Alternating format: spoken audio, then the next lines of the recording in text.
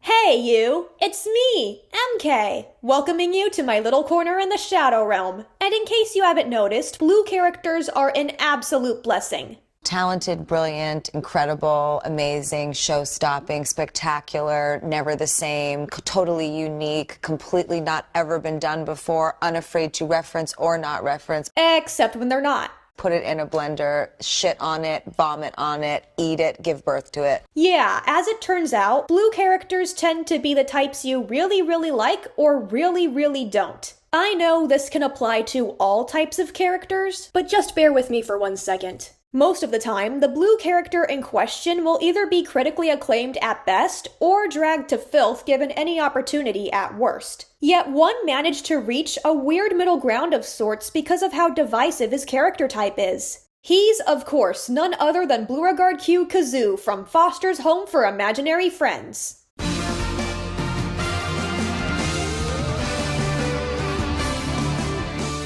Bloo was my favorite Foster's Home character since the intro. As a simple blue blob, he may look boring compared to the other more complexly designed imaginary friends and the smallest of the main cast, but he makes up for it with a larger-than-life personality. He's clever, funny, filled to the brim with bombastic energy, has the ability to go from 0 to 100 in a split second, will stop at nothing to get what he wants when he really wants it, and isn't afraid to speak his mind for better or for worse. Even in the promotional JPEGs, you can see how he's oozing with charisma. Ugh, iconic.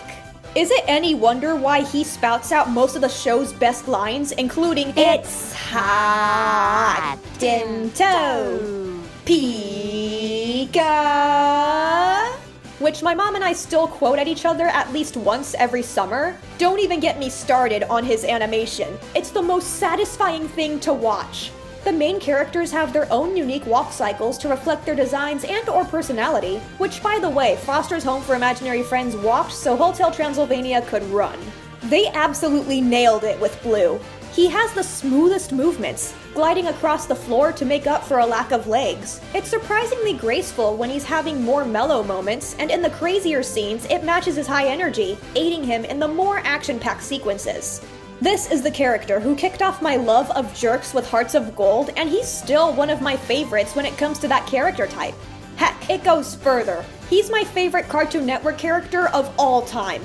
The Foster's crew struck gold, but they also blew it. See, Bloo is exactly the kind of character you will either love or hate, with very few lying in between. But as of 2017, I noticed the Bloo haters are much more common than the Bloo lovers, and just as common are those who liked his softer demeanor in the pilot movie, but took a disliking to the impudence that came afterward. Even the TV Tropes page was biased against him for who knows how long. Outside of fan art, people like me are less vocal, and it makes the anti-Bloo side of the fandom feel really loud sometimes. As it gets rarer to enjoy Bloo content, or any Foster's Home content, without constant reminders that at least half of the fan base thinks he's pure evil incarnate, it's time I do something about it before I become the lonely needle in a haystack and believe I'm the only Bloo fan who loved him from start to finish.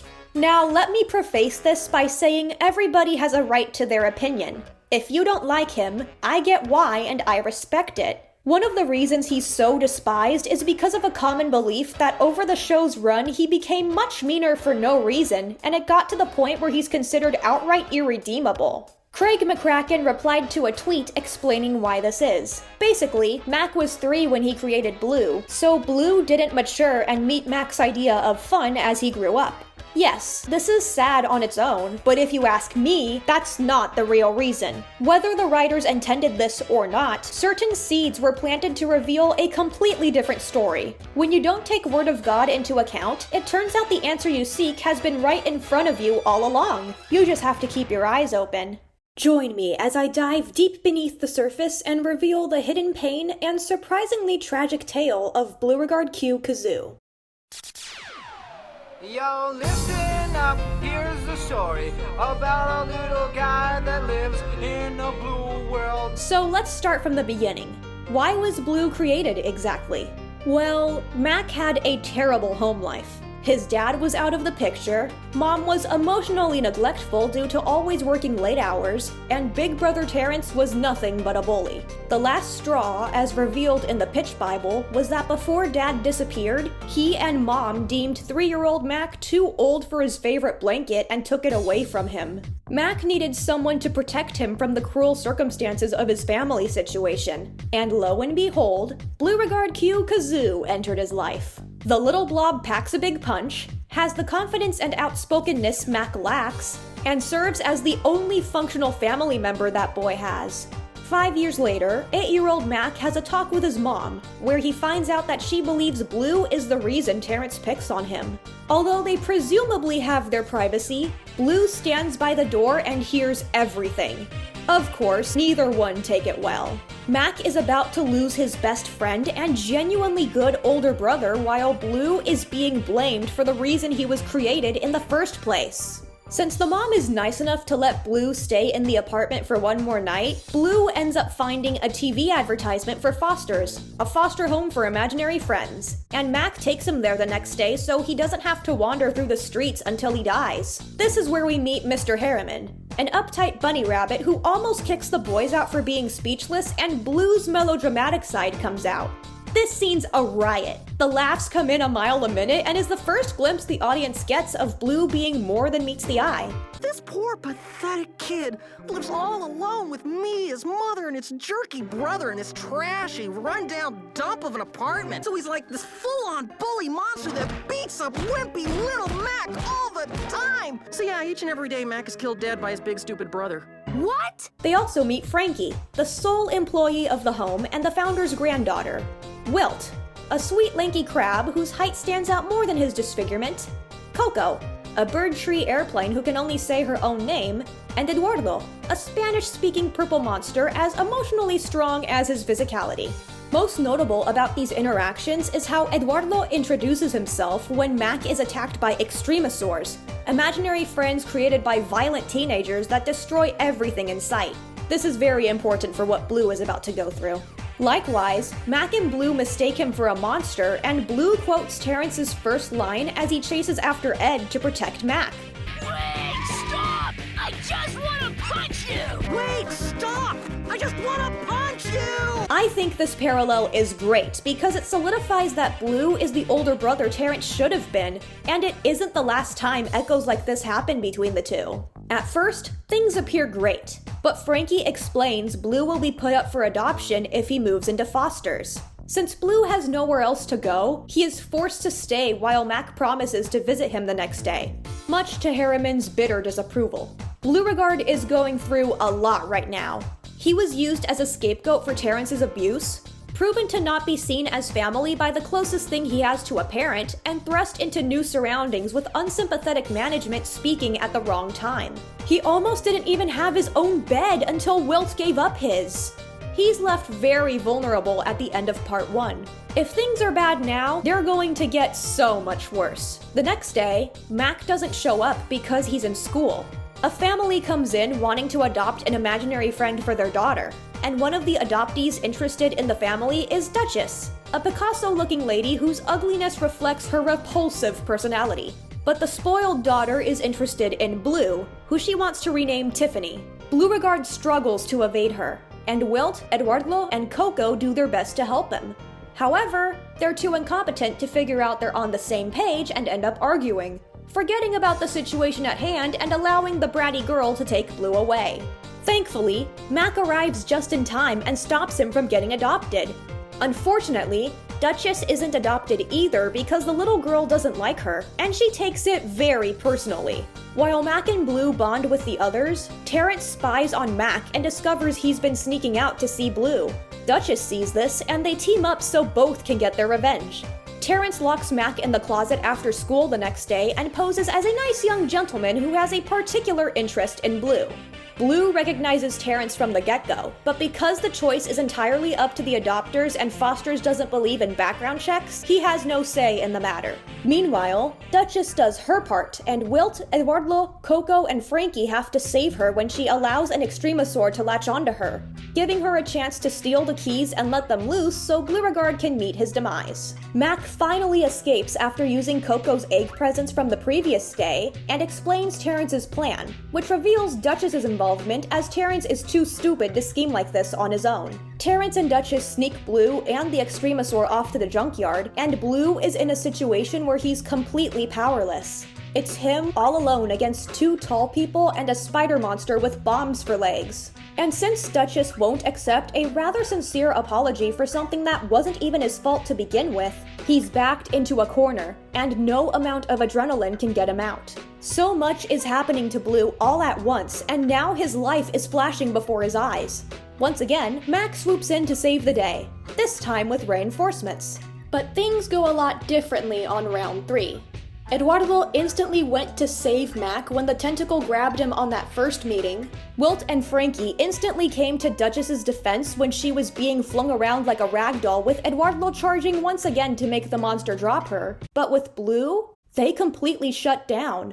Bloo's life is at stake here, even more so than Mac and Duchess, yet they chicken out the minute they stand on solid ground. You motherfucker! You just left me to die! I guess it's kind of understandable considering the Extremosaur was caged up the first 2 times, but this doesn't matter because of what motivates them to fight back. Mac throwing himself in danger. It's Mac's life being at stake again that gets everyone active on the battlefield for the 3rd time. After taking action again, they figure out the strategy to get rid of the Extremosaur legs and muffle the explosions, but their celebration makes them forget that Bloo is still being hunted down by Demon Pac-Man.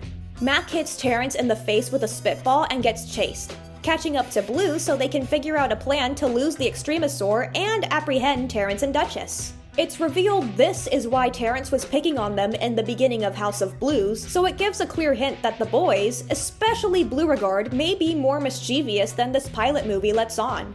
Bloo is saved, Terrence gets his butt handed to him by the Alicorns, Duchess is punished by being forced to stay at Foster's, and the boys meet Madame Foster herself, who sees how much Mac and Bloo care about each other and agrees to bend the rules for Bloo as long as Mac visits him every day after school. In the span of 4 days, Blooregard has been through so much, culminating in a near-death experience that left him traumatized. That doesn't even count the fact that Bloo had to protect Mac from his own brother every day for 5 years. But the core takeaway from House of Blues is that Bloo's trauma doesn't just stem from Mac's mom kicking him out or Terrence and Duchess almost killing him. Despite being very grateful that the crew pulled through, I think what got to him the most in the aftermath was Wilt, Eduardo, and Coco's cowardice. They loved Mac, but couldn't muster the same courage to save Bloo when it was his turn, even forgetting he was in danger to begin with.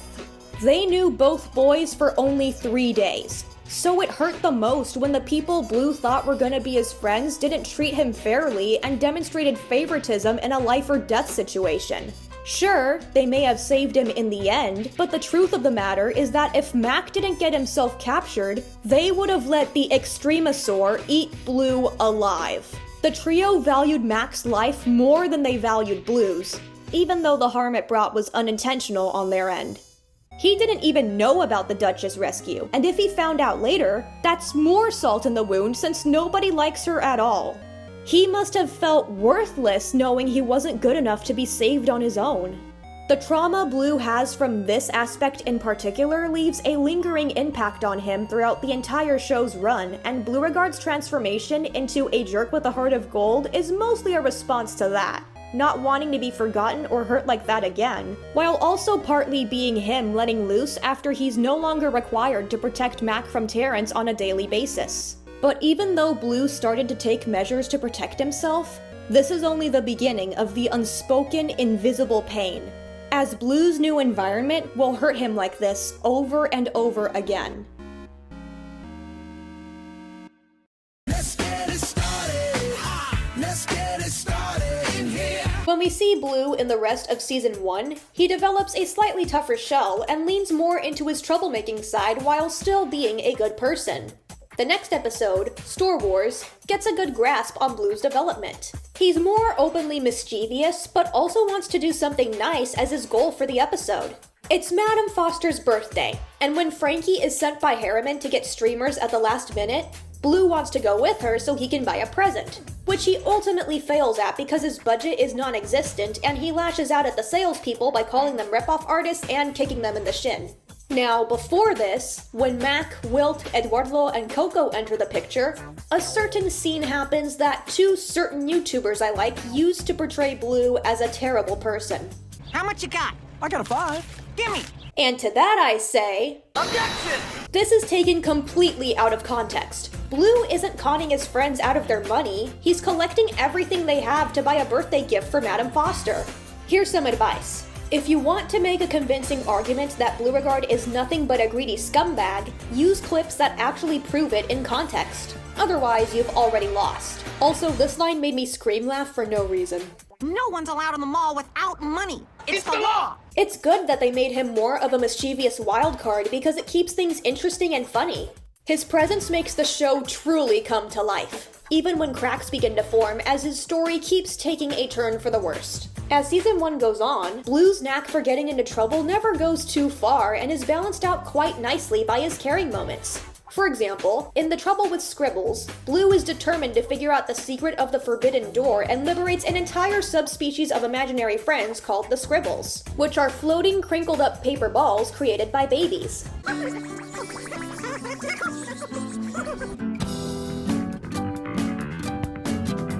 Eventually, everybody gets lazy when Mac suggests to let them help around the house instead of keeping them locked away. But before Mac and the other residents approve of the little guys, Bloo is the one person who immediately likes and forms a genuine bond with them. I mean, what's the big deal anyways? These guys are great! Aren't you my little scribble friend? He also understands the way they work, being the one to calm down a scribble when it's overwhelmed by Frankie giving it too many tasks before explaining what she did wrong.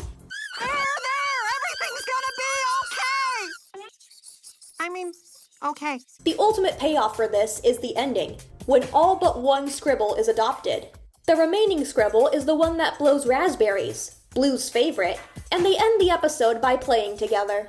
Meanwhile, in Worldwide Wabbit, Bloo's first instinct when he and Mac catch Mr. Harriman performing the Funny Bunny routine is to show Frankie, who Harriman constantly overworks and demeans for being human instead of a perfect cooking and cleaning machine. Considering Bloo is constantly at odds with Harriman because of their clashing personalities, and Harriman can't bear the idea of Bloo's mere presence always breaking one of his rules, it's sweet that he looks out for a kindred spirit. In Seeing Red, Terrence creates an imaginary friend to help him pick on Mac and Bloo. Blooregard knows about Terrence's latest scheme to pick on Mac and torments Red, but when he realizes Red is actually a friendly guy and nothing like Terrence, he apologizes and gets on good terms with his new brother? Cousin? Nephew? Let's stick with brother, it keeps the theme going. And both Bloo and Mac show how much they care about their Foster's friends in Adopt-Calypse Now, where they try their hardest to stop any of them from getting adopted on Adopt-A-Thought Saturday. A recurring theme with Bloo's personality from Season 3 onwards is that he pretends to not care about others when, deep down, he cares about them a lot. Since Adopt-Calypse Now highlights how easy it is for many imaginary friends to get adopted, he likely only latches onto his roommates and behaves this way so that when the inevitable day comes, it softens the heartache.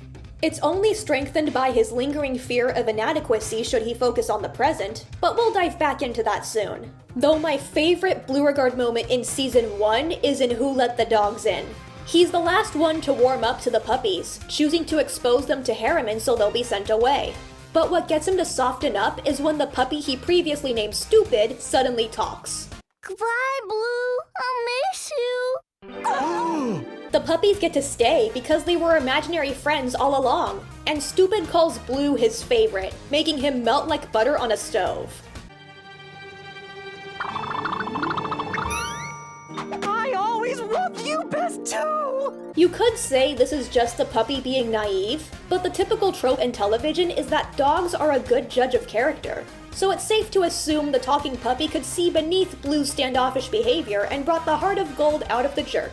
I'm also convinced that after the ending scene, Blue properly names the puppy, changing from Stupid to Buddy. Who's a little man? I'm a little man. Who wants a treat? I want a treat. Who's my bestest buddy? I'm your bestest buddy. Hey, I thought I was your bestest buddy. That's called karma, Mac.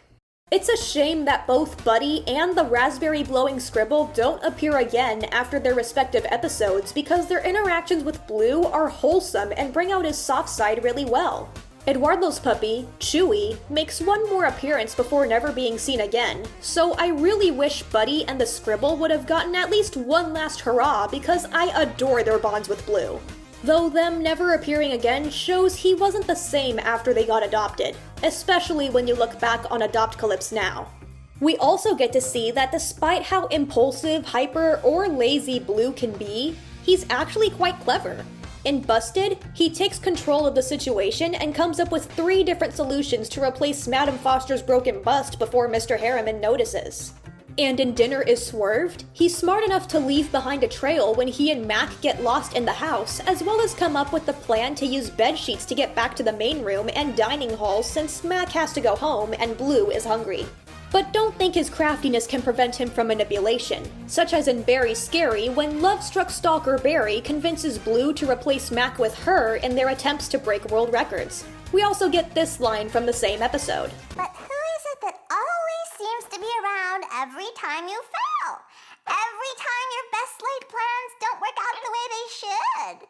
Me? Oh, you're so traumatized, it makes me want to cry. Also, Blue thinking Barry looks like a Heather is even funnier as a Heathers fan. If I took a meat cleaver down the center of your skull, I'd have matching halves. That's very important. Things have supposedly gotten better for Blooregard since House of Blues, but the effects of his trauma also make some changes for the worst, which are amplified by a few moments of unfair treatment, such as Mac failing to feign excitement or interest in something Blue got excited over and really wanted to show him in Dinner is Swerved, even calling it stupid, and Mac innocently ignoring him in favor of the puppy litter he found in Who Let the Dogs In, which stung for Blue because he was really looking forward to the activity he and Mac had planned. I'm a lot softer on Mac since he's still a kid, but it adds insult to injury when he thinks Blue is making a big deal out of nothing.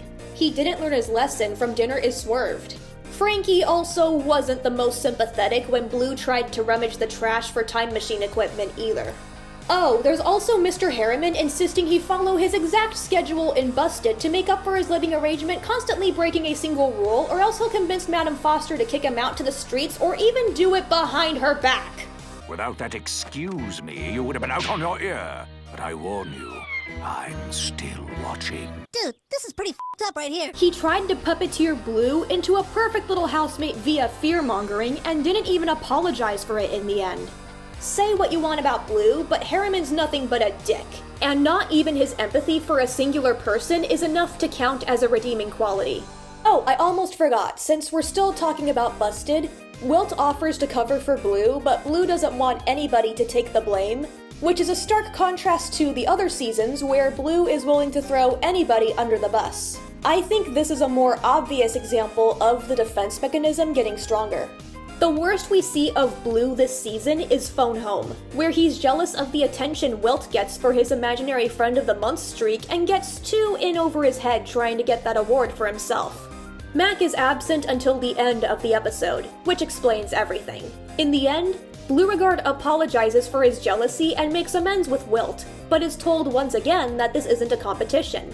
Mac visiting at the very end triggers a joke ending where he wins a medal and a new car, according to Mr. Harriman. While the ending on surface level is clearly a joke, it's no laughing matter in this context. To Blue, while confusing in the moment, it reaffirms that he will always be inferior to Mac, who the house adores so much that he's practically their golden child.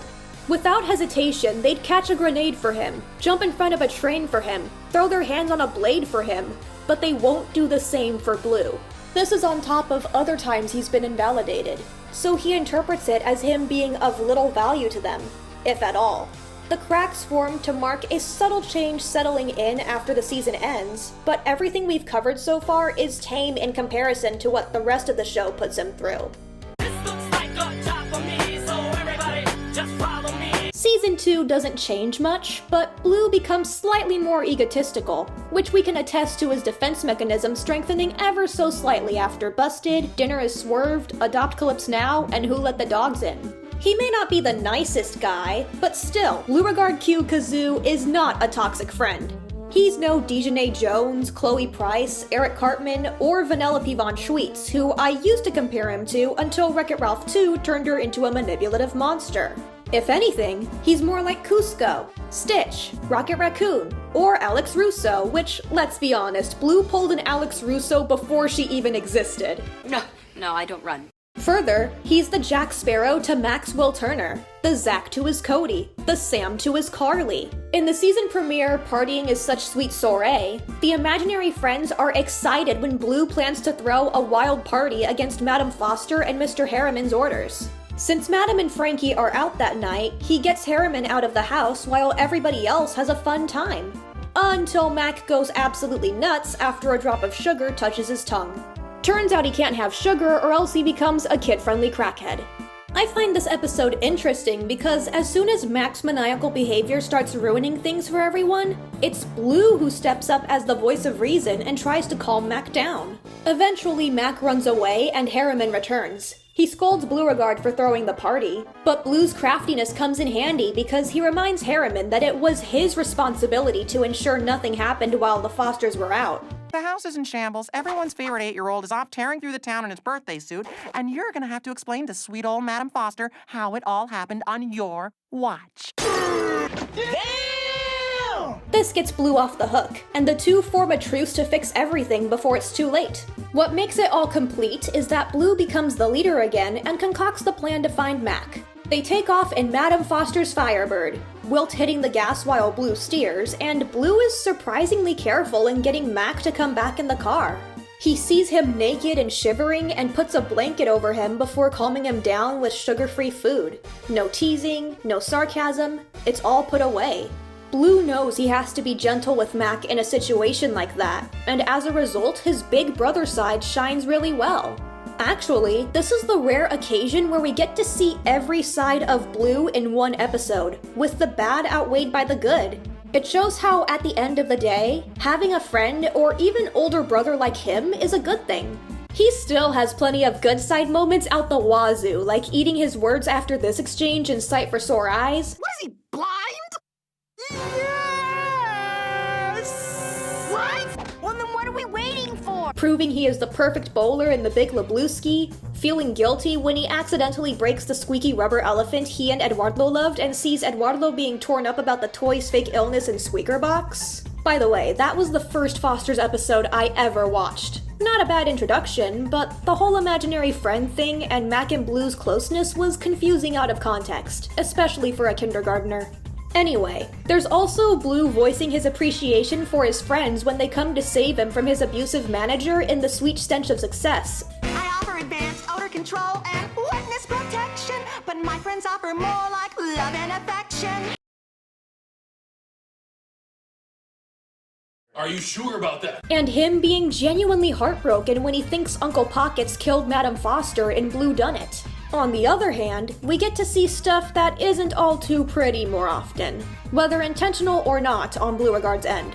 A noticeable example is when there's a Wilt, there's a way, where he asks Wilt to get him chips, and a whole chain of events happens that causes Wilt to miss the game before finally getting back to Bloo. Only for him to say they're not the right flavor and Wilt snaps. Good for him. And yeah, Bloo was bratty, I won't deny that. But it's also a case of innocent insensitivity because he had no idea what Wilt went through to get the chips. Bloo's lowest moment of the season is lower than season 1's, and it happens in Cookie Dough, where Bloo uses Madame Foster's once-a-year chocolate chip cookie recipe to raise money for the house and turns it into a fully fledged business. Once again, he gets too caught up in everything. But unlike Phone Home, it has a direct effect on his friends when he becomes something of a corrupt boss. He fires everybody after they complain except for Mac, who quits on his own.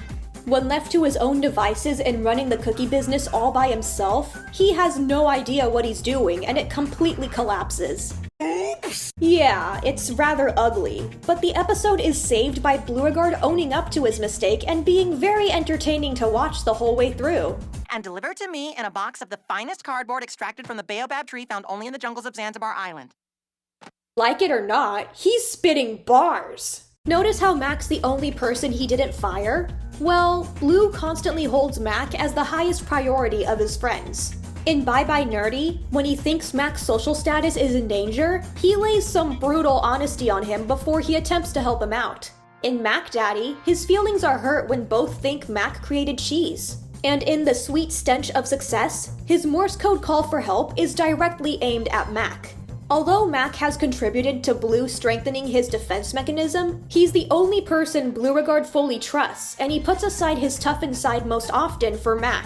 Which makes it even better when out of all the people who contribute to Bloo's downward spiral, Mac is the person who contributes the least and usually apologizes for his actions. But even when you don't take into account who Bloo puts it aside for, the balance between the jerk and his heart of gold is still maintained well. Also, we have a moment in Blues Brothers, the episode where Bloo impressed Mac's class so much that they all make clones of him that get dumped at Foster's for coming out wrong. Mac is able to tell who the real Bloo is because the fake Bloo is too emotional. There's a theory spreading around that this was the real Bloo and it's why Bloo is so mean later on, but I don't believe this. It makes sense that the real Bloo wouldn't be this vulnerable. Like I said, it's a side effect of his trauma from House of Blues, and even then he wasn't this openly soft. Like Mac said, the fake Bloo was sappy, the real Bloo isn't. One thing of interest I'd like to note outside of Mac is in the episode Frankie My Dear, where Mac's crush on Frankie is revealed. While this lingers on throughout the rest of the series, Bloo has a crush on her for this episode only, because while Mac puts some focus on her personality, Bloo just thinks she's hot. When they team up with a pizza delivery boy and a Prince Charming imaginary friend to create Orlando Blue and ruin her date with Dylan, they inadvertently expose him as a two-faced jerk and Frankie punches him to defend both boys, not just Mac. She does favor Mac by a landslide after this season, so it's nice to know that wasn't always the case, and despite his troublemaking tendencies, she did genuinely consider Bloo her friend. Unfortunately, Blooregard is put through the ringer in a couple episodes that cause him to put even more walls up, and this is where we see the ugly sides of everyone else. In Sight for Sore Eyes, Mac and Bloo help an imaginary friend find his blind owner. A misunderstanding happens when Bloo thinks he found the kid, and he ends up not only separated from Mac, but also thrown in a dumpster. Wilt, Eduardo, and Coco were angry because before Mac came and the conflict started, they were playing hide-and-seek with Bloo as the seeker. They wander out into the streets and find Bloo buried in trash. It makes sense that they were angry at first, but the poor little Meow Meow's all banged up and they still tear into him until he says, "Gotta find him," which makes them realize something bad happened and they take it as Mac didn't show up today. As if being thrown in a dumpster alone wasn't enough to set off alarm bells that he must have been kidnapped or chased. I'm willing to bet that if it was anybody else in Bloo's place, they would not have grilled into that person like they did with Bloo and instead instantly become worried, pulling that person out and asking what happened. Then we've got Beat with a Shtick, which starts with Bloo palling around and roasting everybody in good fun. Oh man, it's a shame this dynamic doesn't last long because I sure am gonna miss it. Anyway, he includes the new guy and asks, "How's the weather up there?" because he's absolutely massive. The new guy doesn't appear to take it too well, and the other imaginary friends interpret it as him challenging Bloo to a fight. Everybody bets against Blooregard because they have yet to witness the raw power Mr. Kazoo possesses deep within. Harriman almost kicks him out of Foster simply for swiping his monocle as part of the roast routine, but decides not to so he can get his ass handed to him. Mac is the only person to actually be sympathetic towards Bloo's situation and worry about what the new guy will do to him. And most importantly, when Bloo tries to hide in the laundry room, Wilt goes off super hard. In spite of the all-in-good fun nature of the roasting session from earlier, Wilt scolds Bloo after learning what happened and tells him, "Get what you fucking deserve!" the new guy could literally kill him if he wanted to. We're far beyond just desserts. I'd get it if Bloo went out of his way to bully the new guy and said something genuinely offensive and hurtful. But how's the weather up there is such a harmless joke that it makes Wilt look like he's severely overreacting and rather sadistic. What is this, tall girl? Not helping is that everybody was having fun beforehand, so what taste of his own medicine is Bloo getting exactly? A good time?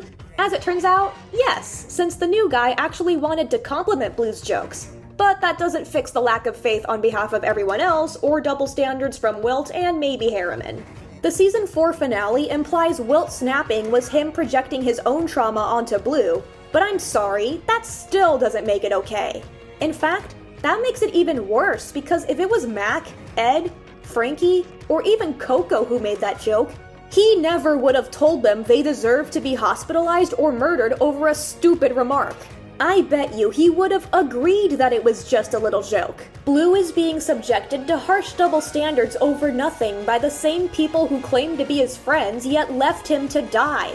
Of course he's gonna take both of these events personally. Blooregard's coping method may have worked in that he was unforgettable, but it couldn't do anything to stop the emotional damage when he realized that not only was he still being treated unfairly, but it also kept getting worse.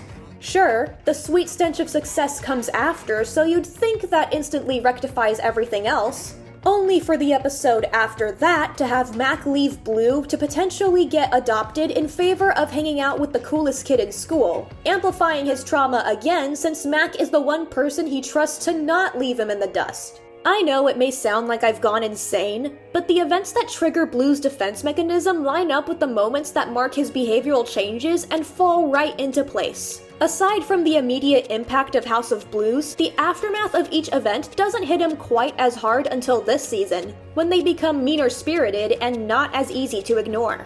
Let's recap, shall we? So far, Bloo has been left to die, pressured to fit a picture-perfect mold or else become homeless, disregarded as if what he found exciting or important didn't matter, berated when he was either beaten up or speculated to be threatened with an ass beating as well as being turned against as soon as one person thought it was too much, and ditched in favor of maintaining a positive reputation.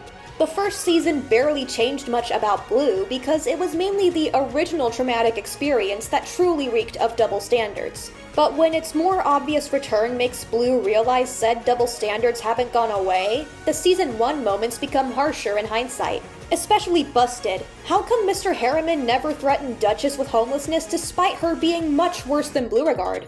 Not to mention it was so disrespectful towards Bloo, Mac, and Madame Foster to make that ultimatum, yet he never apologized.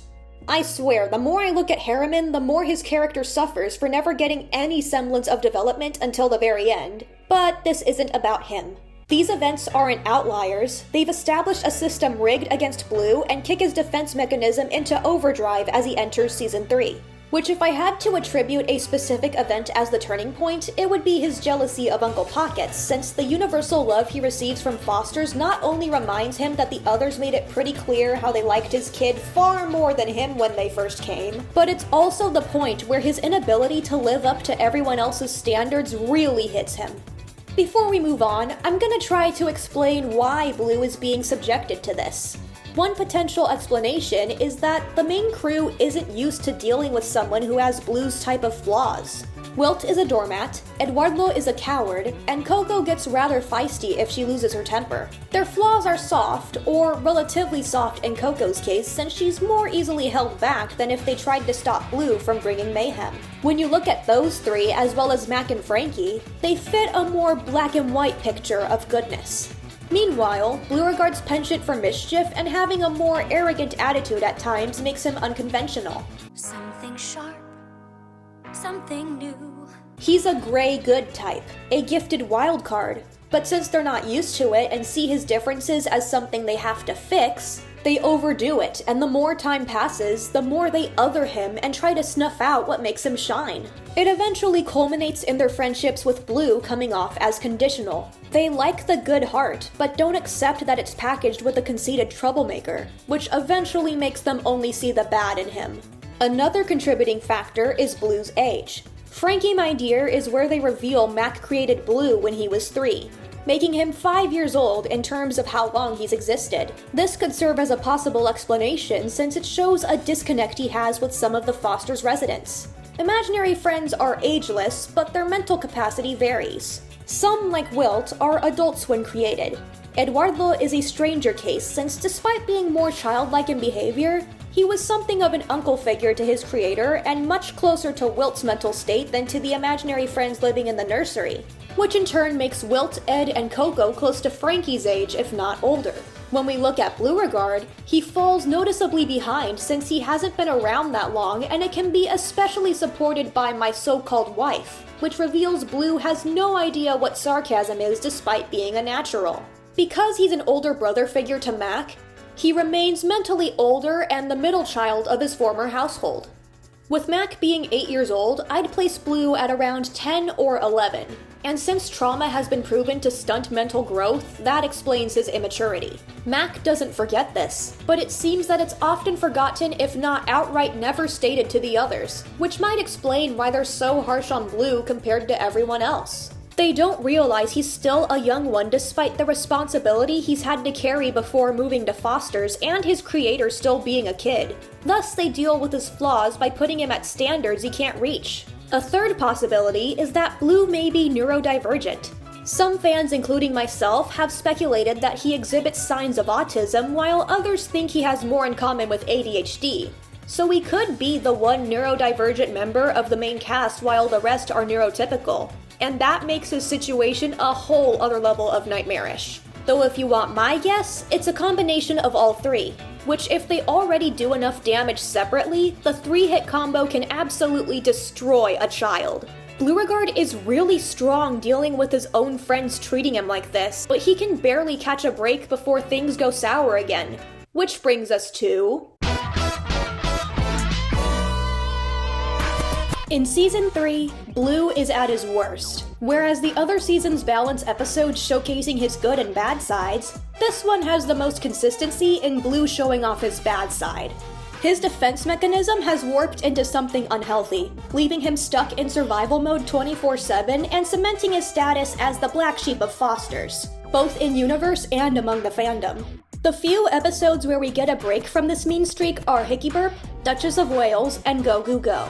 Room with a Feud technically counts too, since all 4 of the main imaginary friends are on their baddest behavior, so you can't single them out there. In Hickey Burp, Bloo surprisingly doesn't enter the imaginary friend talent show right away, but instead does so when Richie insults him for getting the hiccups, and we get a really neat sequence of Bloo using them to combat Blake's burps at the end of the pageant. He and Mac also have a really sweet hug near the end. Aww. In Duchess of Wales, Duchess is finally adopted, but her new family lives next door to Mac, and Duchess's screaming makes his mom contemplate moving.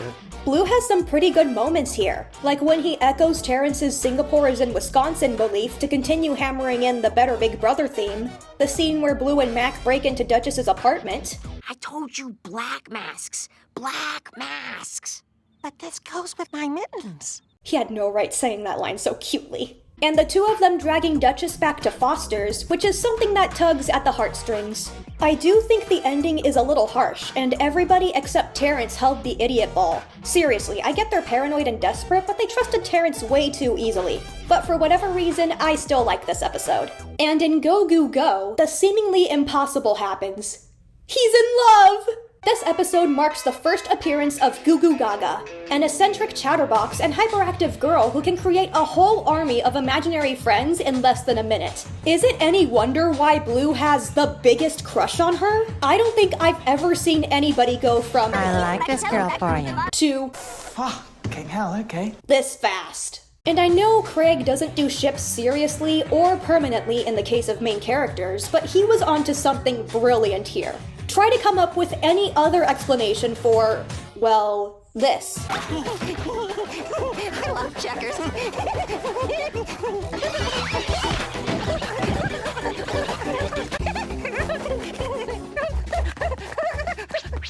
Hey, where's Goo? At this point, he might as well have had red hearts floating all around his head. What I really like about this is that Bloo's feelings for Goo aren't shallow like his one-episode crushes on Frankie and some blonde girl he claims he wouldn't have minded getting adopted by if worst came to worst. Bloo goes gaga for Goo because of her hyperactive lightning in a bottle energy, so much so that he puts aside his all about me mentality and makes it all about her for who knows how long. It still takes another episode for the uncontrollable giggles to go away once and for all. He saw the neurodivergent coded outcast as the most amazing person in the world, and I think that's beautiful. It's also worth noting that out of Bloo's recurring friends, Goo is the only one who doesn't contribute to his downward spiral in any shape or form, so that adds more fuel for me. And she has some emotional baggage of her own that somewhat mirrors Bloo's, standing out as the weird kid and using her extreme creating ability to cope with being an outcast. But only Mac knows about it since, unlike Mac, Bloo didn't blow his fuse and instead treated her like a queen, allowing her to pull out his best self for quite a while and making him her first true friend. I may be lonely as the only Glue shipper in a sea of Gak, but my love for this ship will always be astronomical, and it's a miracle Goo had this effect on Bloo during a time where he was consistently on his baddest behavior. Speaking of, I should probably elaborate on Bloo's mean streak. This season, he ragged on Eduardo for being a scaredy cat until he ran away, ate everyone's food and drink on a camping trip while being a total nuisance all around, shaved Eduardo's fur to steal his fleas, accidentally convinced Harriman to take away everyone's Christmas presents when he wanted more because he couldn't handle having only one, wasn't the best person when helping Mac make his entry for a film festival, although to be fair, Mac was quick to explode at Bloo when he thought the new cut of the original film got him in trouble, and Bloo rightfully calls him out for his lack of faith and jumping to conclusions, started a smear campaign with Harriman against Frankie in the presidential election, tried to cheat in a competition to get the new empty room, and made Coco feel like crap. Yeah, like I said earlier, Blooregard is at his worst here. Despite that, I can't bring myself to dislike him because 1, he still gets his comeuppance when necessary, 2, there are still a few episodes that show him in a more positive light as I just went over a few minutes ago, and 3, he's hilarious! Seriously, what do you see in that guy? He makes me laugh. It sucks that he's on a mean streak, but at least he makes up for it with how funny he is. First, watch this scene in Eddie Monster where Bloo wants to stop searching for Eduardo and suggests going clubbing. So who's up for some pizza? Maybe hit the clubs?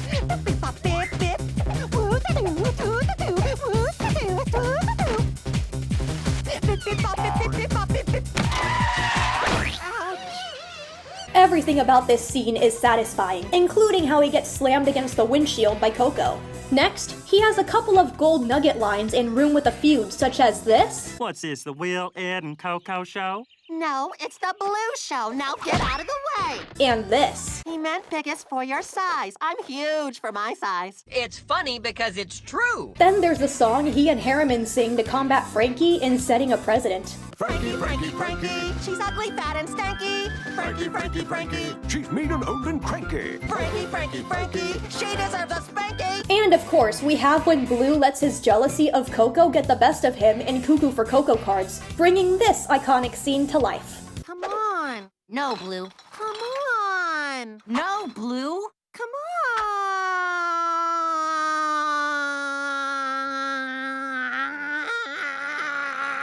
Come on, the timing is perfect. They milk it for laughs without going overboard, only falling apart if you don't like the sound of Bloo's voice. In which case, it's a win-win for the little blob. If you think the scene is funny, he gets positive attention. But if you think it's annoying, you have officially been defeated by the Throat of Steel. And despite Bloo consistently being at his worst, remember how I said the moments that caused his defense mechanism to get stronger in the first 2 seasons, but especially season 2 have established a system rigged against him? Well, just like when Bloo doubles down upon being treated unfairly, the others treat him harsher in response, which in this case is warranted most of the time, but they still miss the mark on notable occasions. Bloo also becomes lazier compared to before in certain moments, like how he's not too keen on doing the talent show in Hickeyburb until provoked by Richie and Blake. I'd probably chalk this development up to the events of the Sweet Stench of Success and beat with a stick, since terrible consequences occurred in both instances when he put in the effort for attention. But with the cycle repeating itself, the most notable episodes of this season that contribute to Bloo's worsening pain are Crime After Crime, A Lost Clause, Room with a Feud, and Cuckoo for Cocoa cards. An honorable mention goes to Go Goo Go because Frankie was already yelling at Bloo when she accused him of letting Goo in, but immediately softened up when she discovered it was Mac. You let her in here, didn't you? Didn't you? He did it. Mac, you? If it really was Bloo in that instance, she would have kept yelling at him even though, like Mac, he's only known Goo for 5 minutes. Harriman was the same way, but more put together compared to Frankie, who almost blew her fuse at Blooregard. Although this could be combated by her and Harriman's harshness over Eduardo's fleas, but that's an isolated incident. Avocado? First, in Crime After Crime, Bloo is trying really hard to get in trouble so he doesn't have to eat it. A disgusting dish that's easy to make and replaces the intended meal after Harriman lets his carrot addiction spiral out of control. He fails because Harriman is preoccupied punishing everyone except Blooregard to cover his tracks, but Eduardo ends up getting into trouble and blames Bloo even though it wasn't his fault. Blooregard reveals he has been trying to get in trouble so he doesn't have to eat the dish, and this could have been a good moment where either Bloo offers to switch places or Eduardo asks nicely, which Bloo would have agreed to in a heartbeat. Ed totally would have asked Wilt or Coco, so surely he'd also try to negotiate with Blooregard, right?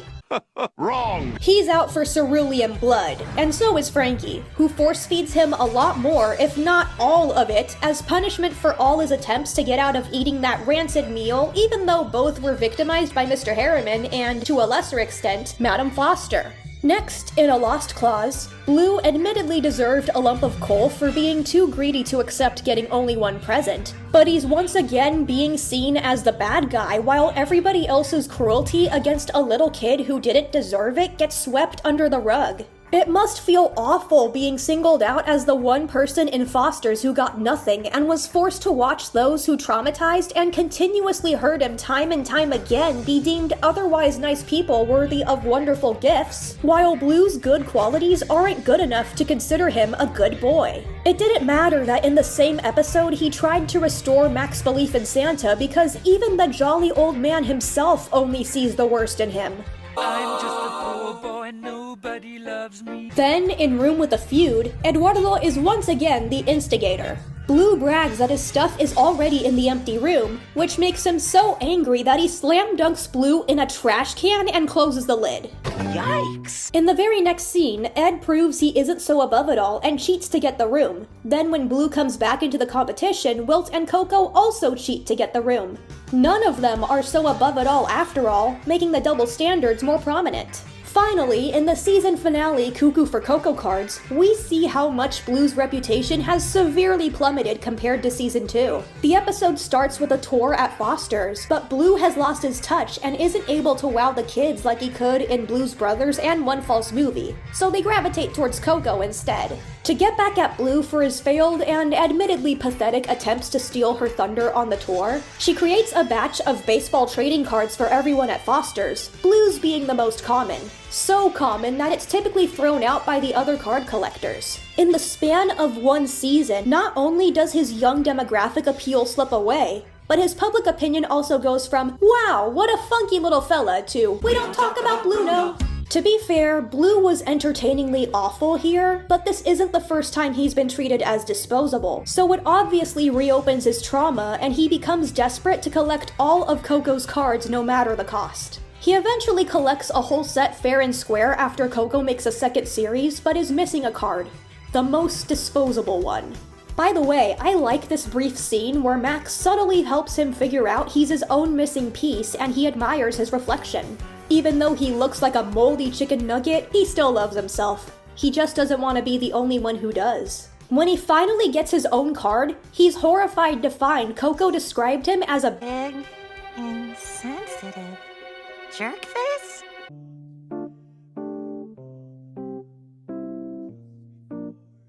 Most people think Bloo doesn't realize the weight of his actions until the last season, but I argue that it happens here.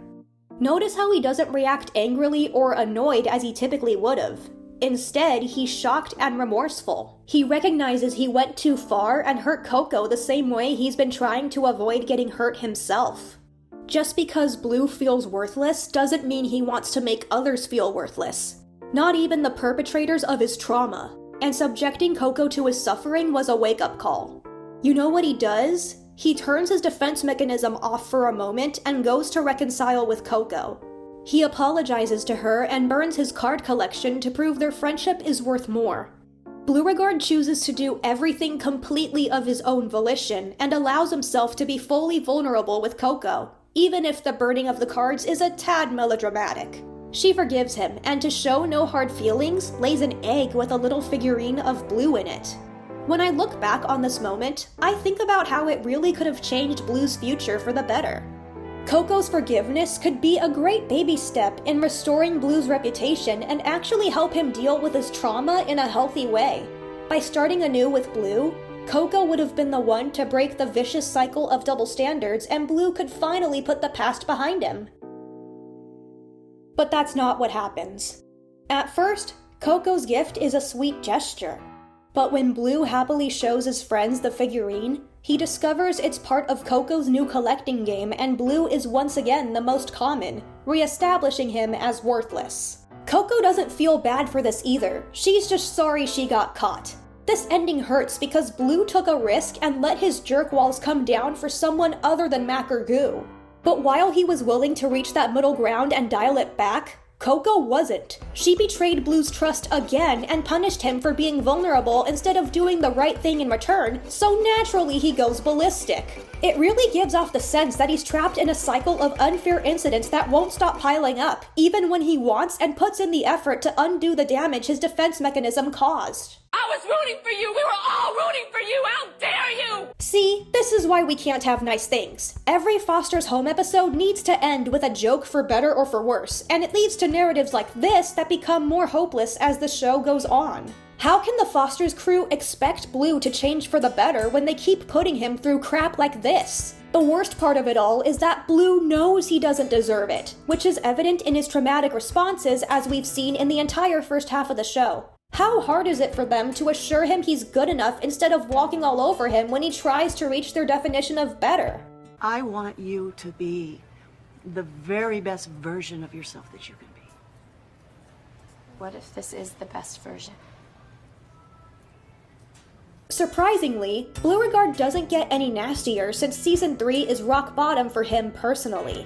Instead, despite the system clearly not going away anytime soon, he improves himself so his friends can never feel his pain again. The change is almost instant, since his behavior in the next season is closer to how he was in the first 2 seasons, even though his reputation remains in ruins.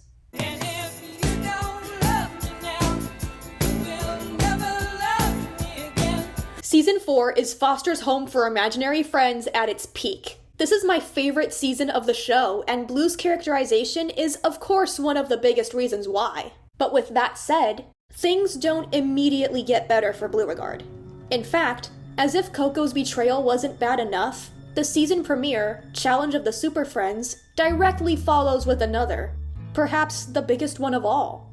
A superhero named Imaginary Man arrives in town, and Mac is absolutely awestruck. Imaginary Man is endeared to Mac and decides to take him under his wing as his sidekick. But in the process, Mac ends up ditching Bloo, leaving him to build their treehouse alone. Oh, also, Mac goes behind Bloo's back and turns the treehouse into his and Imaginary Man's secret lair. Ouch.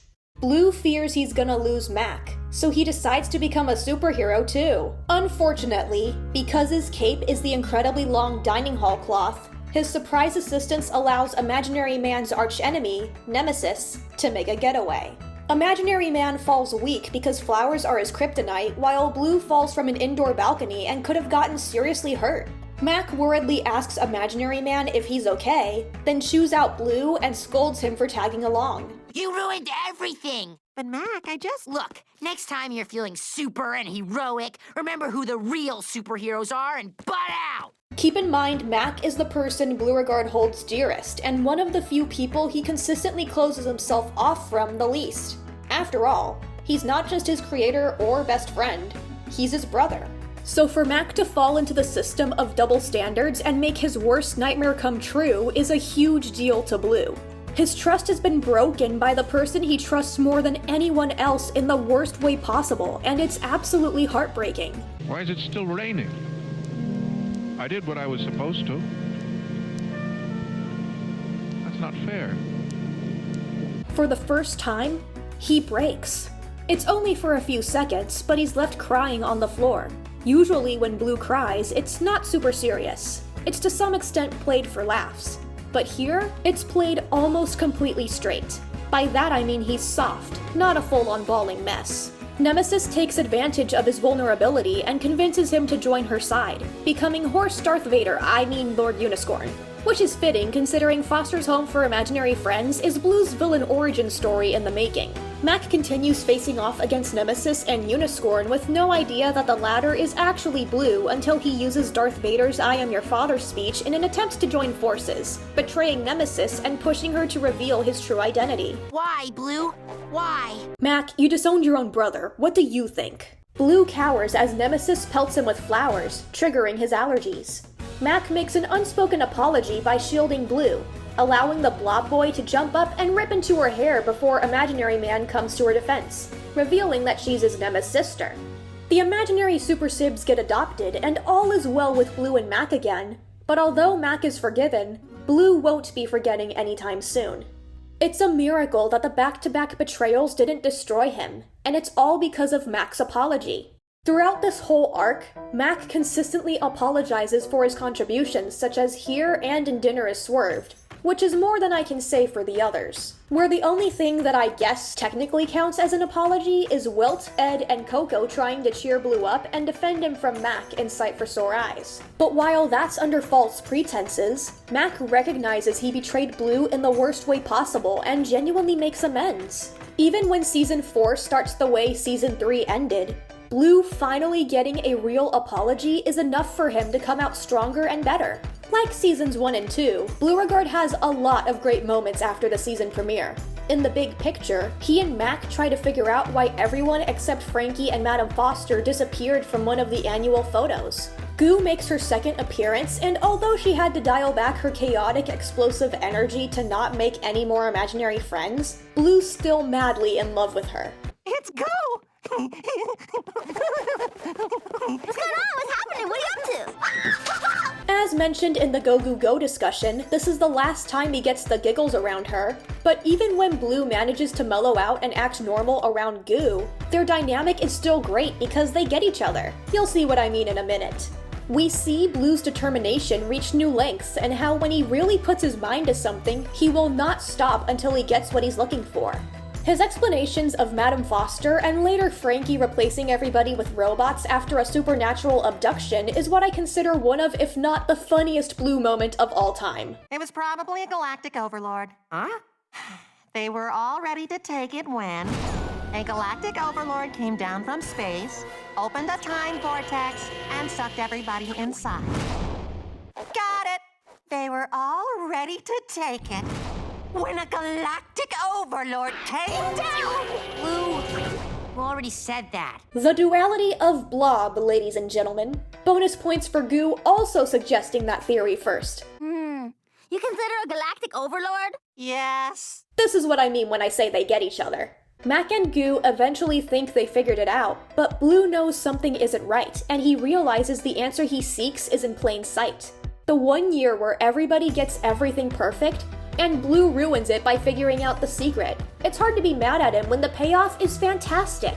Then we see his physical strength on full display in Emancipation Complication, where he's looking for batteries for his game and gets locked out of the house. He busts open the Foster's door and pulls the closet door off its hinges in mere seconds, simultaneously freeing Mac and Frankie after not-so-honest Abe locked them in there. This badass side of Bloo isn't focused on too much in favor of his crafty brain and or the writers preferring to use him for dumbass humor, and I feel this and Hickey Burp, as well as brief moments in House of Blues, The Sweet Stench of Success, Challenge of the Super Friends, Make Believe It or Not, and The Bride to Beat are the only times we really get to see him in action like this. In the meantime, in The Big Cheese, Bloo is the closest to getting Cheese to stop screaming after he's overwhelmed. They sing a bunch of different nursery rhymes while Bloo sings a grotesque song about greasy, grimy gopher guts, much to Frankie's dismay, but Mac makes her see it actually works until the last verse. Still, it's impressive. I like how his unorthodox methods can secretly be helpful at times, whether he and the others realize this in the moment or not, and Bloo is able to screw that up whenever he pleases. Oh, also, this is a small thing, but when Cheese is being dragged back to Foster's and has his meltdown, Frankie puts the blame solely on Bloo when everybody else who rushed to get him was just as much to blame. As if Bloo's helpfulness isn't surprising enough. He has no drive to cause trouble when he's left behind at Foster's so the planned beach day isn't ruined. It's when Mac arrives that Blooregard realizes this is a once-in-a-lifetime opportunity to break any rules he wants before they come home. There's a reason I nicknamed this episode The Sweet Life of Mac and Bloo. Here I am in your life, here you are in mine. Yes, we have a sweet life, most of the time. He and Mac have a pretty good time, even though their treasure hunt later in the episode is a dead end. It's also revealed that the Foster's gang is banned from the beach because of an accident involving Wilt. So it turns out the ban was inevitable and ditching Bloo was all for nothing. Unless you count Bloo's smaller victory of being the only Foster's resident not banned from the beach due to his absence. Now, Bloo still has his lowest moment in the form of the infamous I only have surprise for you. I blame this episode and season 3 as a whole for why so many people see Bloo as a heartless monster beyond redemption. This is the only episode where I outright despise him. But just like Room with a Feud, it isn't fair to single him out because everyone was awful to Mac here. Except for Eduardo, who had no clue what was going on. I guess you could say Bloo wasn't very good either in Bust the Two of Us, but he gets a pass because like in season 3, it's entertaining to watch as he lets himself go too loose and commits who knows how many crimes as the chaos unravels. Yeah, season 4 goes back to striking an effective balance between the good and bad sides of Bloo, with the bad side usually being entertaining and him still clearly being in trouble for whatever mayhem he causes. But how are Bloo and Goo doing after the big picture? Well, they don't interact much in Neighbor Pains outside of Goo calling Old Man Rivers to distract him so Bloo can escape his house. Which, by the way, kudos to Bloo for pulling through and getting the papers to prove Mac's faith in him isn't blind. But tension sets in during Inferno Slumber and Make Believe It or Not. The former has him not wanting Goo or Coco at the slumber party because they're girls. But once they're let in by Mac, Goo makes games where they're rigged to make the boys constantly lose points. Let me rephrase this. She can stoop down to Bloo's level without being a hypocritical instigator of the defense mechanism. And the best part is he can't even stay mad at her. He's immediately on board with her seance activity even though he was frustrated by her cheating less than a minute ago. Plus, when the slumber party ends and the group bikes out of Mac's apartment, Bloo is riding on Goo's head. Aww, I love them so much. Also, Bloo was not above pranking Mac's mom in that episode, so he most likely wanted revenge for being disowned. Another note, Bloo can apparently speak backwards. That's hilarious. Meanwhile, Make Believe It or Not has Goo accidentally trigger this gem of a Bloo monologue. Great! No power, no video games, no TV, nothing! It's dark and pouring outside and dark and boring inside. It's so boring we might as well just lay down and die! Blooregard, I would die for you. As well as another beautiful they get each other moment. I'm imagining a three-tailed, many-eyed potato whale riding a unicycle wearing a bowler hat and playing a red saxophone. See? Aww, I want a potato whale. Well, don't just stand there. Kiss her! While Bloo initially sees a game of make-believe as uninteresting, he quickly gets suckered in with the rest of them as they make their own personas. Nicki Minaj. Here comes Speed Racer. Autobots, roll out! And similar to how Goo pushed Bloo's buttons in Inferno Slumber, the tables are turned as he helps Mac come up with ways to defeat Goo's alter ego, although he still lets Mac do most of the heavy lifting, so she's still getting slightly special treatment here. One thing of interest when Goo accidentally imagines her minions to life is that while Bloo's captured, he hates being referred to as Mac's sidekick. He even tries to fight Wilt over it, using an umbrella as a sword and momentarily getting the upper hand. I wish this fight lasted a little longer because Bloo is capable of taking down people thrice or 4 times his size, and I love seeing him in action. But I understand they didn't utilize the skill here because it's a pretend game, in addition to my theory that the writers think Bloo being a wimp is much funnier than letting him be the badass he truly is. Oh well, at least we get to watch Goo save him.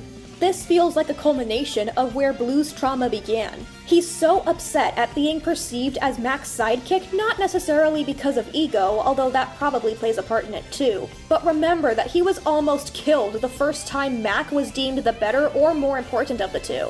Somehow he's able to either move past or bury it to motivate Mac in the moment. As your sidekick, I say do it! If he's burying it, it doesn't do him any favors. Although it does help that Goo is equally focused on saving the two of them, so Bloo definitely appreciates his crush not making the fatal mistake his own friends did. A couple episodes before this, Blue's the Boss marks the return of Blue's insecurities when he actually attempts to do a good deed, but nobody pays attention.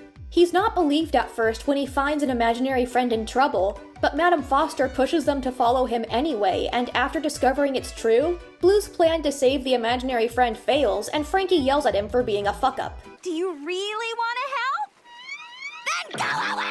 Madam Foster does some gymnastics and saves the imaginary friend. So naturally, she gets all the recognition, while Bloo is snuffed in a genuine effort to do something selfless for once. Blooregard is prone to getting tons of negative attention from his peers because of the double standard cycle, so when he's basically told he isn't good enough compared to someone else, he doesn't take it well, especially when the standards are impossible to reach. I guarantee you that if it was Wilt, Eduardo, Coco, or Mac who told the others what was going on, Frankie would have made sure they got at least a little bit of the glory instead of calling their efforts inadequate. By the way, considering Frankie herself wants recognition and respect for what she does every day, it's sad that she's the one person who relates to Bloo's struggles the most, yet turns a blind eye and continues taking him for granted instead of empathizing with and trying to help him.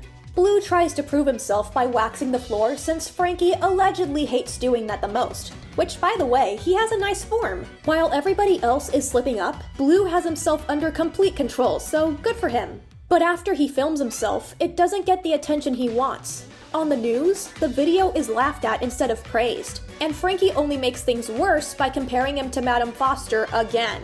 The rest of the group is annoyed by what they think is Bloo acting like a petty brat. But when he says this, "But I do good deeds all the time, and I'll prove it!"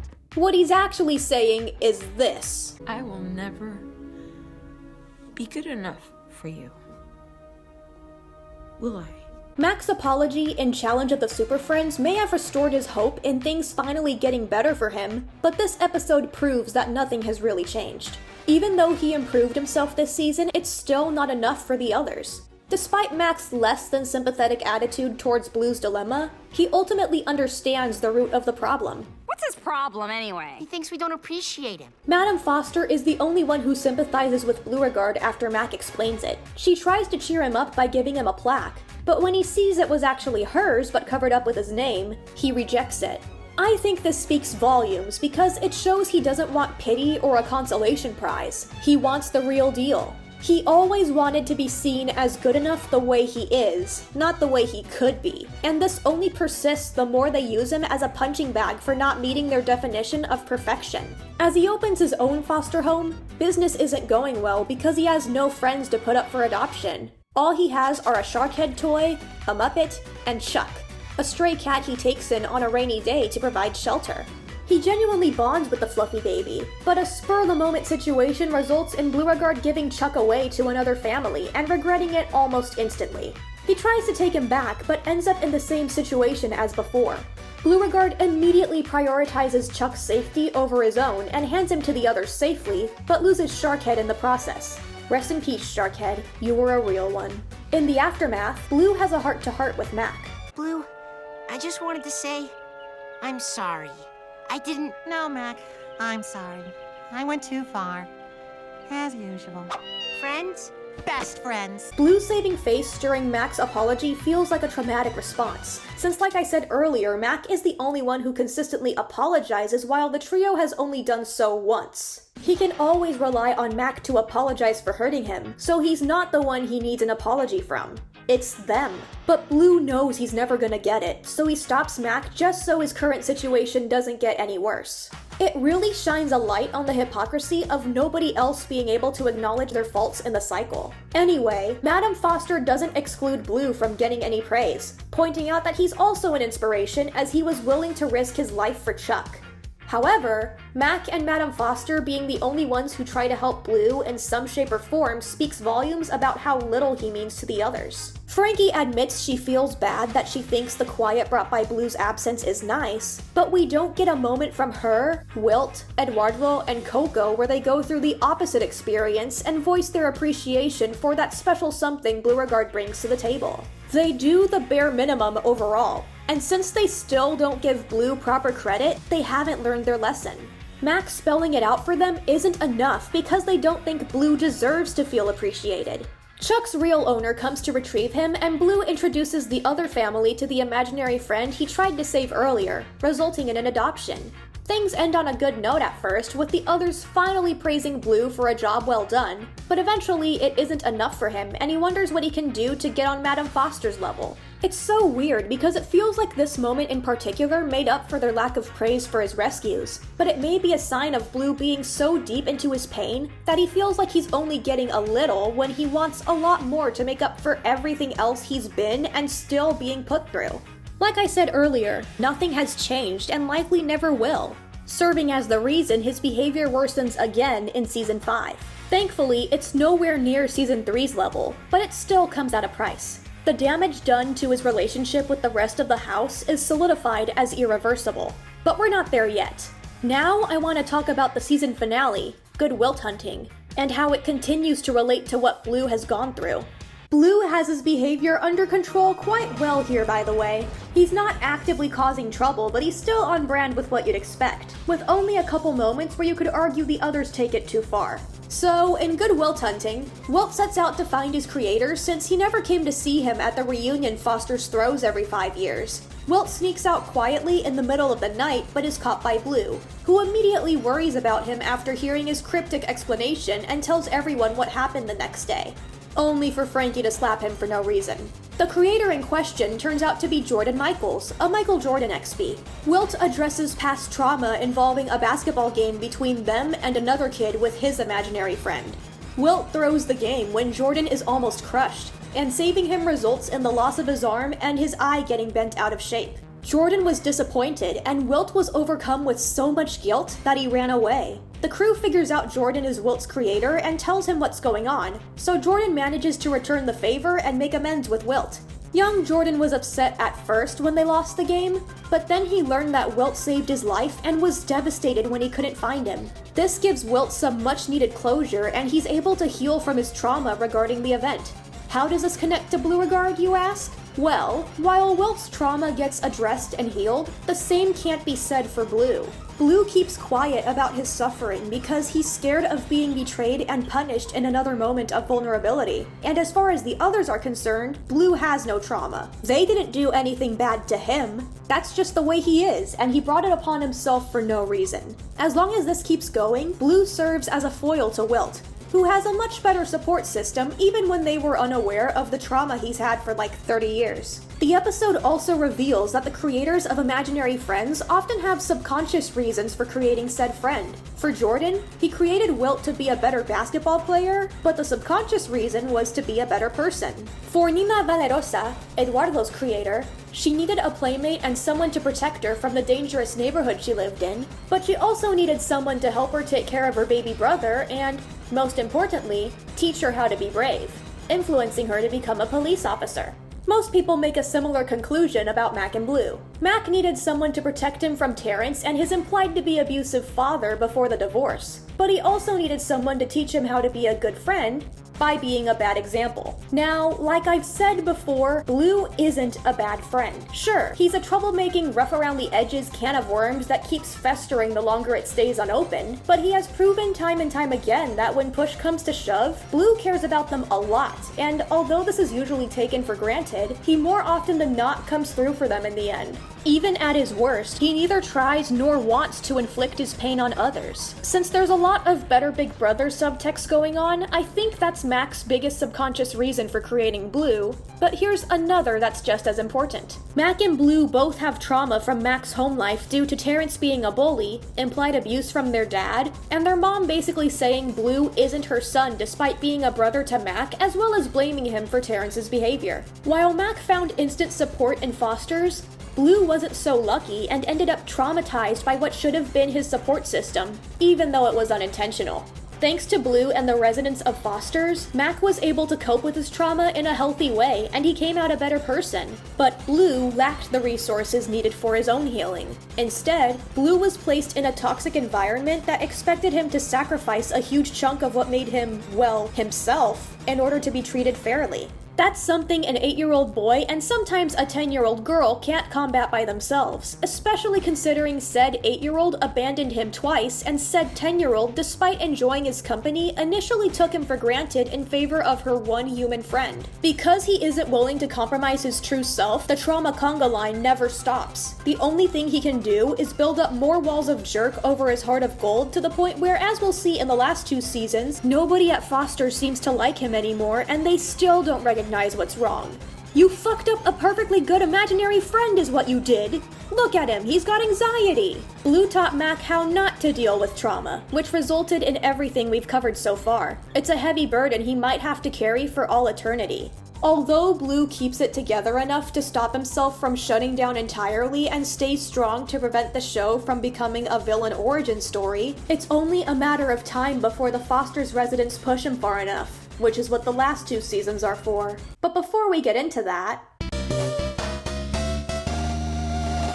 it's time to do a quick re-Bloo of the shorts because they count as a phase for Blooregard. The majority of the time, he's just fine. We see him behave mischievously in tamer ways during Neighborhood Wash, Driving Miss Crazy, and All Zapped Up, the latter of which being my favorite of the shorts and the former showing that Bloo can still be quite helpful with the freedom to do things his way. Sometimes he's not even causing trouble like in Petrified Pet, where he finds what he believes to be a fossil, and Bad to the Phone, where he's bringing in everyone to come up with a new voicemail message, including Goo. Please leave a message, because when you don't leave a message, we don't know who called, and if we don't know who called, then we can't call them back, and if we can't call them back... Go, I love you, but for fuck's sake, just get to the point already. He's also not much of an underdog anymore, considering that Wilt actually bets on Bloo instead of Mac for the staring contest in Truth or Stare. But his reputation will quickly revert to Season 3's swing of things. Bloo still has his moments of getting too into his own head, such as falling for his own trick in a chore thing and making a hilarious yet scummy ad for Foster's in Bad Advertisement. Sometimes he'll even be banged around when he's not even asking for it, like the time he hid in the garbage he forgot to take out in Hide and Blue Seek, but becomes a part of the kick the trash bag game until his plan to not be the first person Eduardo finds fails. Overall, it's a mixed bag depending on the short, but there isn't one where I dislike Blooregard's behavior, so it's 4th best as far as Bloo's writing goes. And there's nothing in particular that contributes to the defense mechanism becoming stronger either, so that's a plus. Now we got problems, and I don't think we can solve them. Season 5 time! The intro gets revamped and one look at Bloo reveals immediate changes. My God, you've gotten fat. So, Bloo toughens up again. It's not terrible, but given the circumstances, improvement doesn't feel like an option anymore, and we'll soon discover it results in the dip in quality these last 2 seasons have in comparison to an otherwise perfect show. In the buck swaps here, when Eduardo finds a $100 bill a thief accidentally dropped, Bloo wants Eduardo to buy a statue of a mongoose fighting a group of cobras.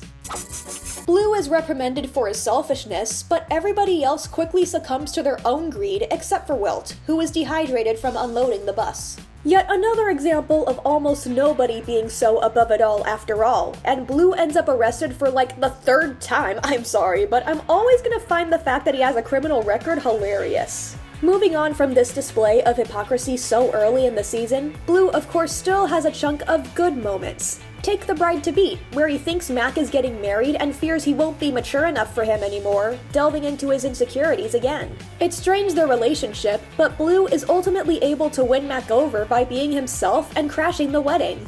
It's actually rather refreshing considering everything we've covered. Although I have minor beef with him wanting to be called Bob as his new and improved adult self when he should have gone with Bo. I mean, come on, Blooregard is a spin on Beauregard, so that would have made the joke come full circle. In A Fair Weather Friends, when Barry returns and forces Bloo to choose between the automatic paddleball and Mac, he chooses to save Mac, breaking the automatic paddleball in the process and delivering a sincere apology. I'm sorry, Mac. It's okay, Bloo. No, it's not okay. I was selfish and dumb, and I took you for granted, and it almost got you. Paddleball! And in Nightmare on Wilson Way, when the Foster's residents are turned into zombies, Bloo takes charge in keeping his friends safe and makes another one of his funniest moments in the show. Necesitamos irnos, necesitamos irnos. ¡Eduardo! Nadie quiere ser un zombie. No quiero ser un zombie. Contrólate, hombre. Before being the one who insists on going back for Mac. Notice how Blooregard's highlights of the season surround Mac? That shows how low his reputation has fallen, which correlates with the Blue super dude and the magic potato of power, the episode where Bloo reveals he's an amazing storyteller. He tells Mac an epic tale of justice and loss that, in actuality, is an over-exaggeration of the day's events and Bloo trying to make him less angry before he discovers he broke his Nintendo DS. You could say that based on the nature of the story, it's an ego trip for Bloo. But not completely, since he still gives the Blue super dude moments of weakness despite their silly nature and allows Wilt, Eduardo, and Coco to be useful in the story. I think the backbone of it is Bloo wishing things could go back to the way they were, if not better. The Blue super dude's leadership skills are reminiscent of the first 2 seasons, and he and the imaginary trio were really close back then. But because of the ongoing trauma they inflicted onto Bloo, better days are out of reach, and since Goo pretty much never shows up anymore, all he truly has is Mac. The worst thing about this season is that when Bloo's not having bad moments, they're now combated by episodes that put him through the ringer for barely any reason, let alone good ones. In Say It Isn't So, Madam Foster abuses the buddy system and keeps Bloo away from the amusement park so she can stay at the sewing shop across the street, which is a particularly good example of how other characters can be hypocritical and stoop down to Bloo's level without facing consequences. In Ticket to Rod, Bloo puts in a lot of effort to get the Rod Tango tickets for him and Mac, but when Frankie agrees to cover for Bloo while he goes to the bathroom and ends up winning the tickets herself, she wants to take it away from one of them, and since she favors Mac, he knew he was never gonna have a fair shot. Making it worse is that unlike Bloo, neither Mac nor Frankie actually like Rod Tango movies. Excuse me? Now that's a lot of damage! Look at the poor guy. They're trashing his favorite movies right in front of him and he's trying to fit in, but... Bloo, if this is how you're gonna act at the movies... You know what? You made up my mind. Mac, would you like to go to the movies with me tomorrow? Yeah, I'm okay, why do you ask? Then we've got Nightmare on Wilson Way as well as Better Off Ed, but I'm holding off on those because they're the biggest defense mechanism triggers of the season. We have a messy scenario in the form of Schlockstar, where Bloo is clearly overdoing it and interfering where he shouldn't, but in doing so, he brings everybody together. So basically, he discovers the house has a band called Pizza Party. He wants to join, but they say no. He tries to start his own band with Wilt, Eduardo, and Coco, but they're not into it, and Bloo takes them enjoying Pizza Party's music as a betrayal and kicks them out. Not helping is that Mac has become Pizza Party's manager, and Taco Fiesta stays together without Bloo's involvement. Bloo wants to host a battle of the bands and enters himself as the Blue Sabbath Experience Mach 3. He looks like a member of KISS, but behaves like Murdoch Nichols. I'm blowing away!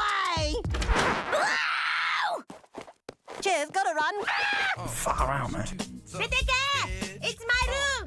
Get out! Get out! The concert is going great as Pizza Party and Taco Fiesta shine quite well. But when it's Bloo's turn, he realizes far too late that despite acquiring some amazing special effects, there's no substance beneath it all.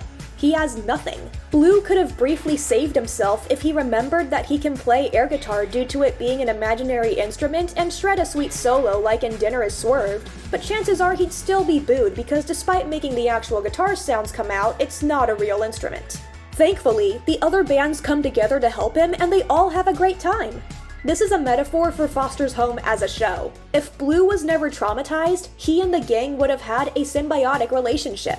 Blooregard can't be alone or else he has nobody to bounce off of and shine. By himself, he's good for a couple of minutes, but any longer and he chokes. Take note of how Squeeze the Day follows the rule of 3 before Mac comes in to banter off of Bloo for the rest of the episode. Meanwhile, the other friends can fare fine without Bloo, but when you look at the main cast in particular, they all fit a conventional good guy role. Like I said back in the Season 2 section, they're good in a black and white way. Coco comes close to breaking out of it when she gets angry and seriously contemplates murder, but since the group has a much easier time stopping her compared to stopping Bloo's shenanigans, they're too similar to really be anything special and quickly become rather bland to watch. When you add Bloo to the mix, he fixes that problem because he doesn't fit the mold. He brings a special pizzazz to the table, stopping things from getting stale. They need Blooregard as much as he needs them, and before things got too out of hand, they made each other stronger, even with the Talk to the Jeans renditions. The first one sounds great, but it's boring to watch compared to when all three groups come together for an encore. At the end of the episode, everybody compliments each other, and just like in Cuckoo for Cocoa Cards, it could have been a great opportunity for Bloo to dial it back and restore everything to the way it was in the first 2 seasons, if not better. However, this doesn't last long because the system always resurfaces to screw Bloo over, and this time it destroys all of his hope that the others will break the cycle. Whereas Cuckoo for Cocoa Cards was an immediate 180 in showing the double standards were still there, any development Bloo had from Schlockstar went back down the drain with the 3-hit combo from Ticket to Rod, Nightmare on Wilson Way, and Better Off Ed. I already went over Ticket to Rod, so let's delve deeper into the other two. In the former, the zombies thing was just an elaborate prank because everybody was annoyed by Bloo's yearly snake-in-a-can Halloween routine. It almost ended on a good note considering Bloo took it in stride instead of flipping out. He found it impressive that the whole house pulled something like that off and even shook hands with Harriman to show respect for his and everyone else's pranking prowess. However, because either Mac also wasn't in on the prank or he couldn't tell Bloo in time, Bloo freed him by feeding him sugar, sending him off on another frenzy. So Frankie decides to punish Bloo for setting Mac loose. I thought I was in real trouble there. You are! What? Why are we still here? Just to suffer? But if they really were zombified like they wanted him to believe, Bloo did the right thing. Why should he be punished for being clever enough to escape a situation he was supposed to think was real and making sure Mac came out of it unharmed as well? He should be praised for his act of heroism, but Frankie's abusing her power to avoid taking accountability for her oversight. Granted, we don't get to see said punishment, which stops the ending from completely ruining an otherwise great episode, but knowing Foster's home, Frankie and Harriman absolutely went through with it off-screen instead of giving him credit where it's due and accepting the consequences of their own actions. I can't be good, I can't be bad. That woman has rendered me completely powerless! Then, in Better Off Ed, Eduardo wants to be liked by the nursery friends, so he tells them stories about himself doing all the things Bloo has done and putting Bloo in his role. Frankie agrees to keep his secret, while in the meantime, Bloo tries to convince Wilt and Coco to join his secret indoor paintball tournament.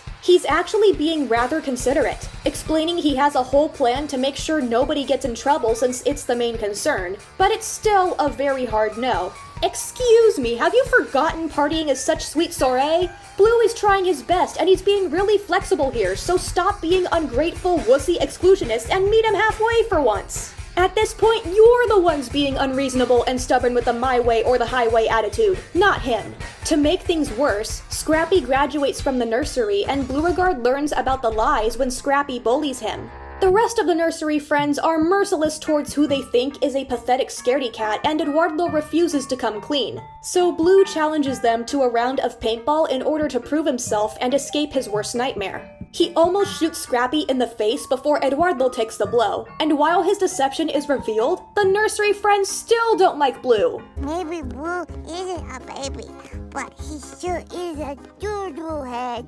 I know. He's not entitled to their adoration by any means, but it's sad that whether he stays true to himself or uses a different identity, Bloo will never be good enough for his friends or anyone else at Foster's. If they think he's Eduardo, he's a coward that deserves to be bullied. If he's himself, he's a jerk nobody should want to be friends with. They only see bad in Bloo while only seeing good in Eduardo.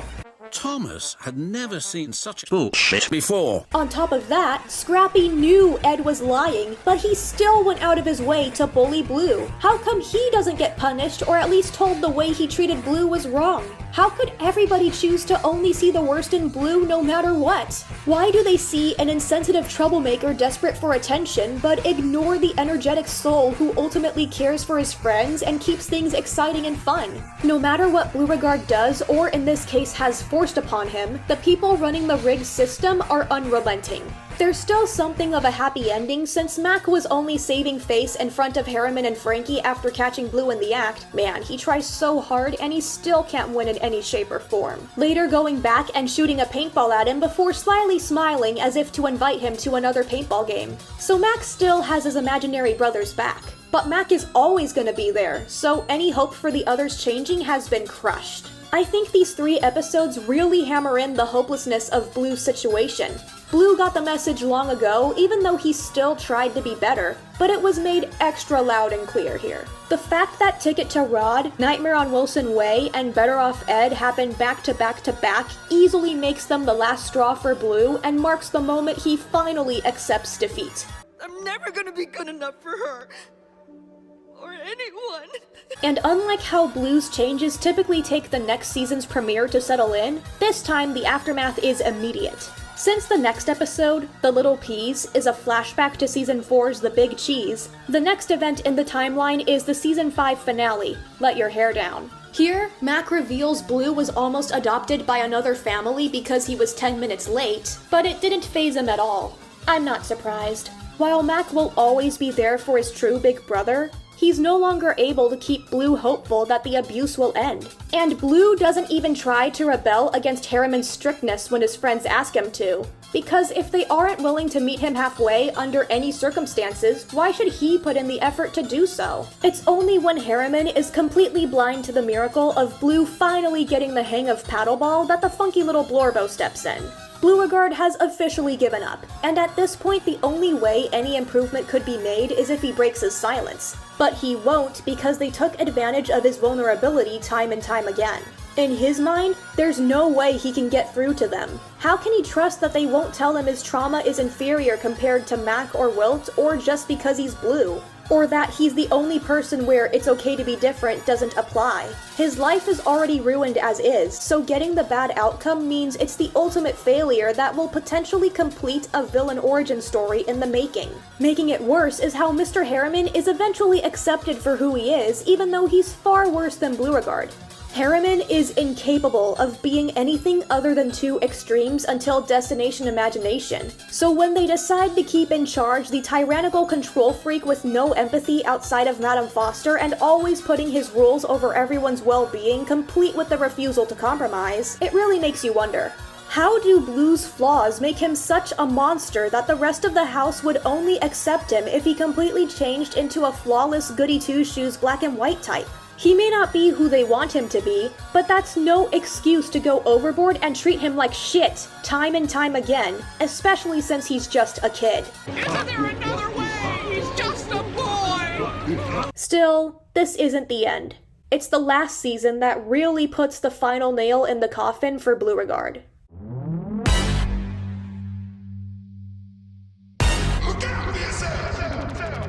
Season 6 is definitely the worst season of the show. Season 3 may have been rock bottom for Blooregard's behavior, but Season 6 is rock bottom for his situation and friendships. Since Bloo has given up, so have they. Although you could argue they gave up a long time ago.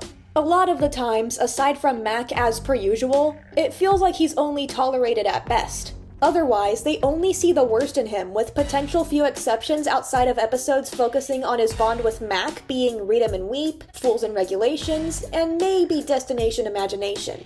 In a house filled with plenty of other strange creatures, he's all alone. Bloo has no one to consider him anything better than a black sheep. But despite giving up on trying to rectify the damage or move past his unhealthy defense mechanism, he remains strong in this ongoing war. That heart of gold is shattered deep inside, but it's all he can do while he's waiting on a miracle that will never happen. Season 6 continues the trend of unfairness with pranks for nothing. Wilt, Eduardo, and Coco want to kick Bloo out of their hotel room because of his troublemaking tendencies, so they play a prank on him and frame him for making a mess. It's weird because the water on the head prank snapped Bloo out of his frenzy, so it could have easily led into a squeeze the day style of episode with Wilt, Eduardo, and Coco replacing Mac, while Bloo is the one encouraging them to take advantage of their stay.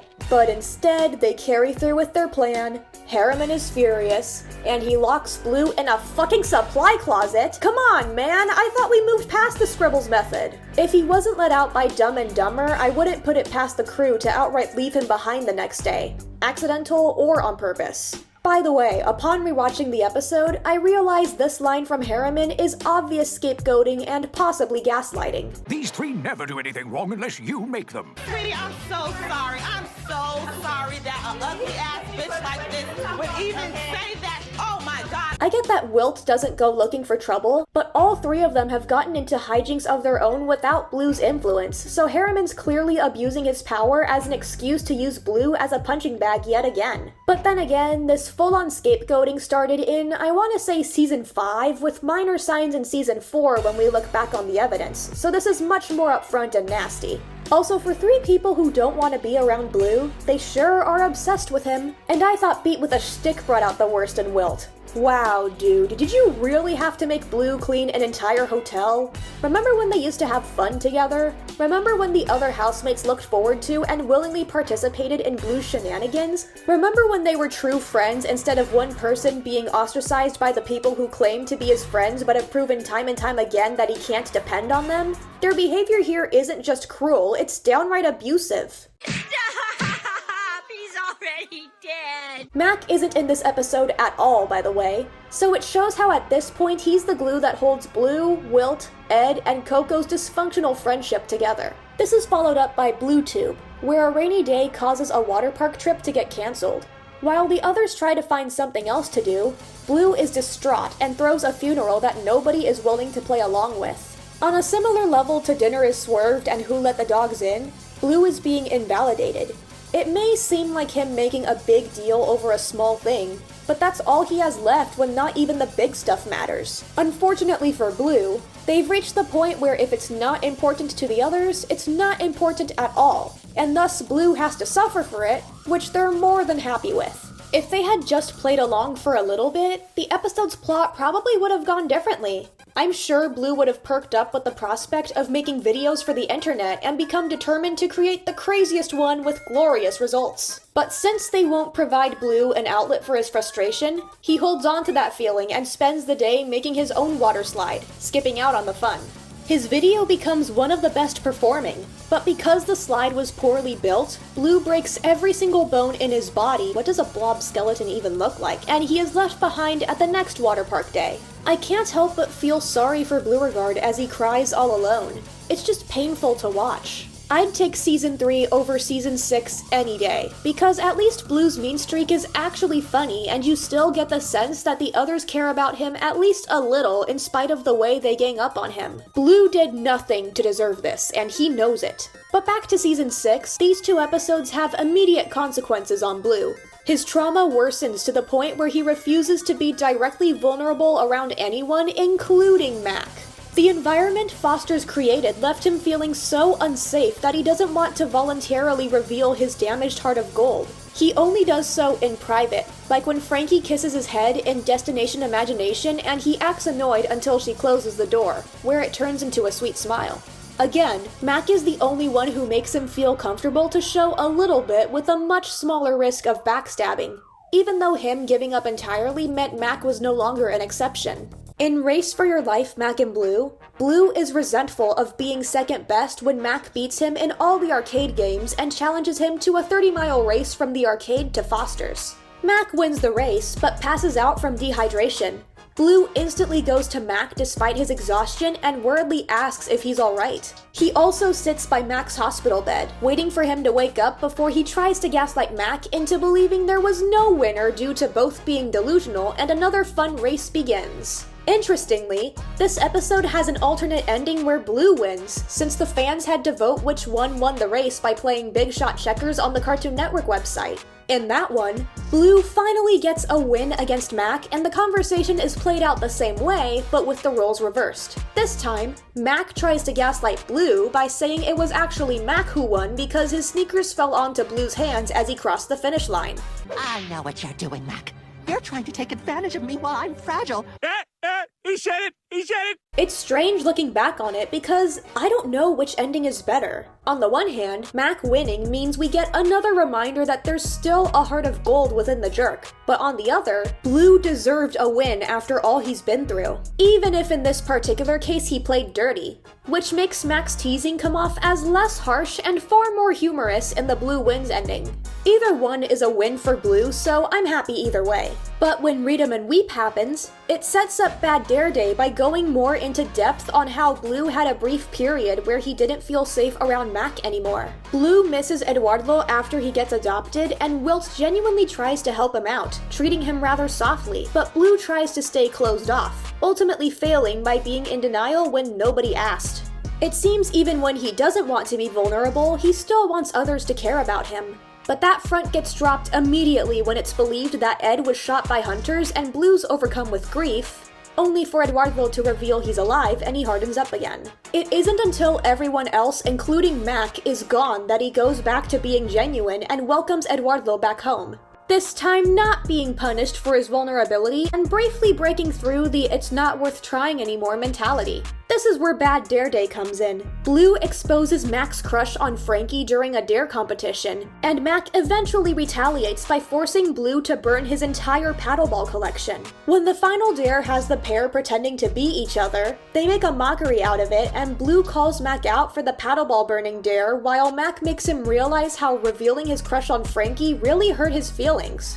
As discussed in Season 3, I believe Bloo realizing the weight of his actions happened in Cuckoo for Cocoa cards. However, I still think Bad Dare Day is a major turning point for him. Across 5 seasons, Blooregard made sure not to lump Mac in with the rest when he's toughened up. But this is when he realized he was in so much pain that he accidentally gave up on Mac too. Bloo regains the strength to continue having Mac's back since he always had his, even when he abandoned him for James Witherspoon and Imaginary Man, and they end the dare competition in a tie. Weirdly, Read 'em and Weep comes after this episode, so make of that what you will in this narrative. Now we reach the 2 finales, Destination Imagination and Goodbye to Bloo. The latter is the official finale, but the former is the last produced episode and considered by many as the true ending of the show. If you ask me, Destination Imagination feels more like a proper finale, so we'll do Goodbye to Bloo first since there's less to discuss. Here, it's discovered that Mac is moving and Bloo feels like killing him over it before realizing that would suck. When Mac comes by the next day, everyone thinks it's gonna be his last day at Foster's and Blooregard is determined to make the day count. Unfortunately, when he can't think of the best way to go out with a bang, that means everybody else gets time with Mac while Bloo is left out. At the end of it all, Bloo unloads his frustration and it's the closest we get to a breaking point that somewhat relates to his trauma. All day I've been trying to be the best friend ever and do whatever you want me to do so you'll remember me fondly. But all you want to do is not hang out with me. And now you're moving away and I'll never see you again and your last memory is going to be of me yelling at you just like Wilt said. Here's the kicker though. Mac reveals that although he's not moving away. He's just moving into his neighbor's apartment. However, he still wanted to make the day special because said neighbor is Louise. She's moving to a new place where imaginary friends aren't allowed, meaning Cheese is moving into Foster's.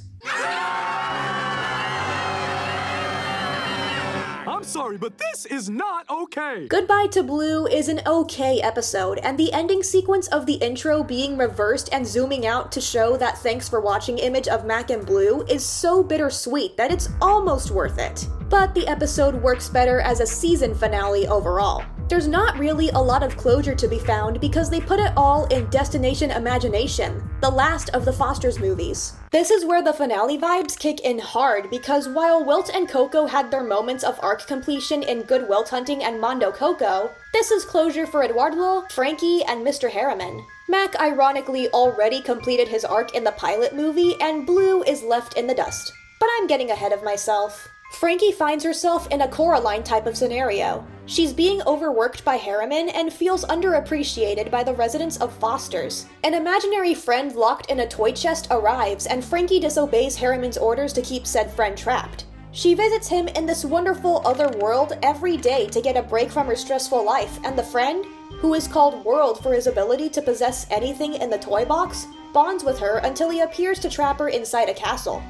Mac, Blue, Wilt, Eduardo, and Coco venture inside the toy box to find Frankie and bring her back home because Foster's completely crumbles without her. But by the time they find Frankie, she reveals World wasn't keeping her captive. She stayed on her own accord, and they realize they took Frankie for granted. Like I said earlier, we have some closure for Eduardo, Frankie, and Mr. Harriman. Ed finally finds a way to make his courage permanent, Frankie gets the respect she deserves, and Harriman admits he was wrong for once in his life after seeing how his strict method of dealing with World resulted in life-threatening calamity while Frankie's empathy worked, convincing him to not only show respect, but also relinquish some of his control to her. I was wrong. What took you so long, idiot? You'd think he would have treated her better from the start, considering how he is with Madame Foster. But if you take word of God about Madame's son, that's just generational trauma waiting to be unloaded. Hi, Editing MK here, or V here. I don't want to interrupt my own flow, but as I'm editing this, I just made a discovery that I'm losing my mind over and I have nowhere else to put it in the video, so...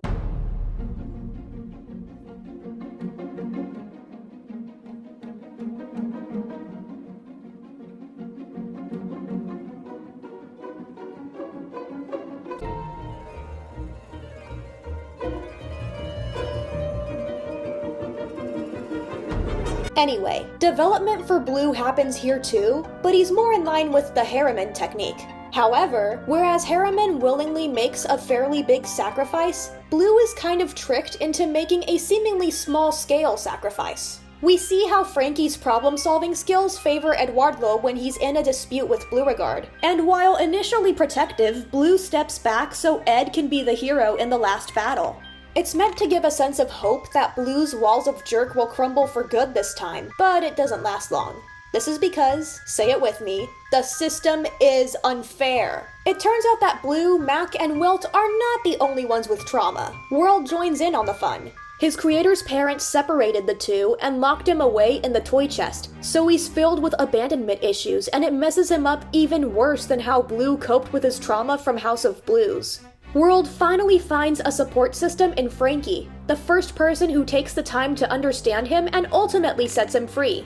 Now, while Mac, Wilt, and World's trauma is addressed and they're given a healthy way to heal, Blue doesn't get that same opportunity. When Blue behaves just like World, Frankie forces him to sound genuine in forgiving World, while World was allowed to stay rumbly-wumbly. But he's Ow! Yeah, sure, friends, whatever. Say it like you mean it! See? Frankie may be a kind soul, but her ability to recognize a traumatized individual is selective. Although, in her defense, World could kill them all in an instant if he desired. But she's been turning a blind eye to Blue's trauma and chose to only see the worst in him long before Destination Imagination. The only way for Blue to heal once and for all is if the others commit to changing as much as he does. But they won't. They see it as a one-way street, where the only problem is Blue and thus he has to give it his all, left alone to fix the cracks they made.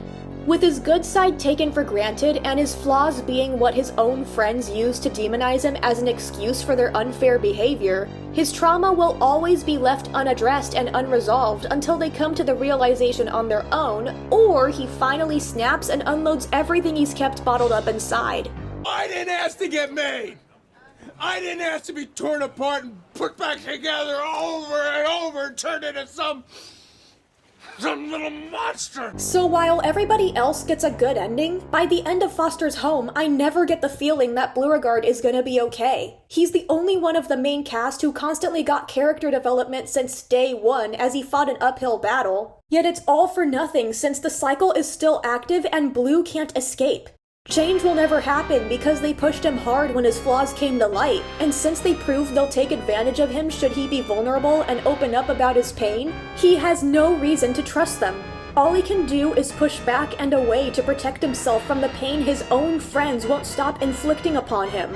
I'm so upset at Blue being royally screwed over in the end that I can't watch most of seasons 5 and 6 anymore. It's just too... Blue.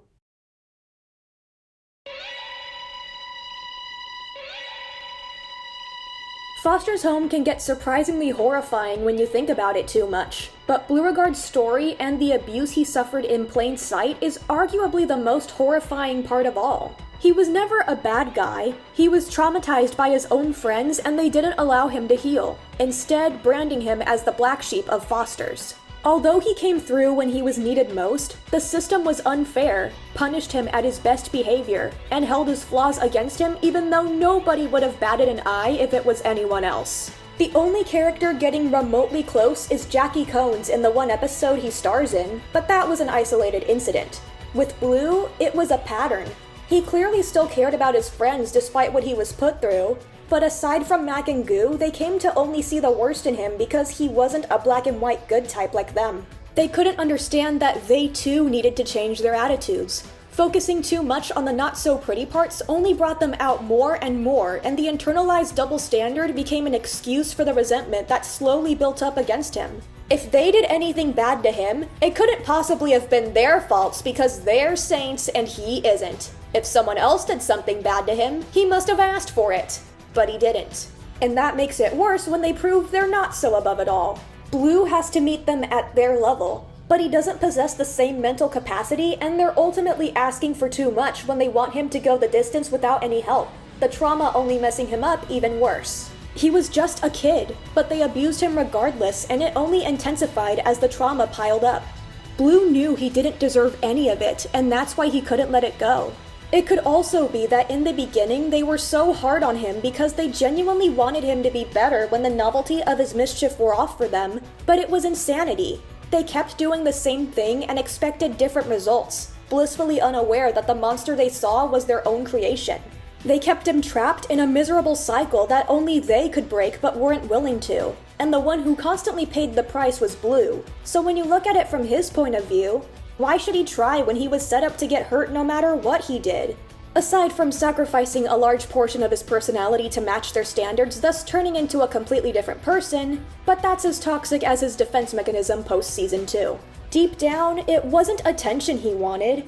All he really wanted was to be understood and accepted for who he is. They liked him when he was good, and even though they were able to give Bloo his reasonable comeuppance when it was necessary, they also tended to be hypocritical and treated him especially harshly while constantly telling him his goodness wasn't good enough. "It's not about you" quickly turned into "it's never about you." Bloo wanted to feel as validated as the others in the home, but his cries for help were rejected. They preferred to be ashamed of and ostracize him instead of acknowledge their own flaws. I'm tired of everybody wanting me to grow up, or to change, or to not be selfish. No one is happy for just who I am. On the surface, Blooregard may look bad, but remember that the people he's supposed to call his friends did so much worse even before his behavior started going downhill. It was the consequence of being singled out and pushed way too far by people who weren't willing to admit they were part of the problem. As we can see in Bloo recovering from Season 3's mean streak and improving himself in Season 4, Blooregard was committed to changing for the better.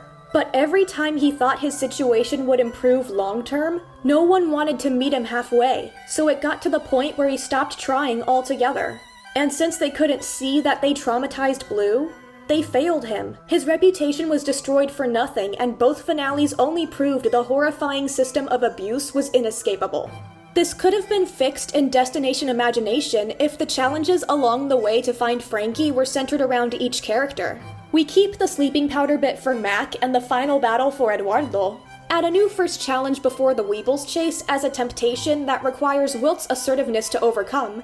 Have Coco be the one to solve the piano bridge puzzle while Bloo doesn't make it back to the group before they figure it out. And as much as I love the video game portion, I'd turn it into a brand new challenge for Bloo.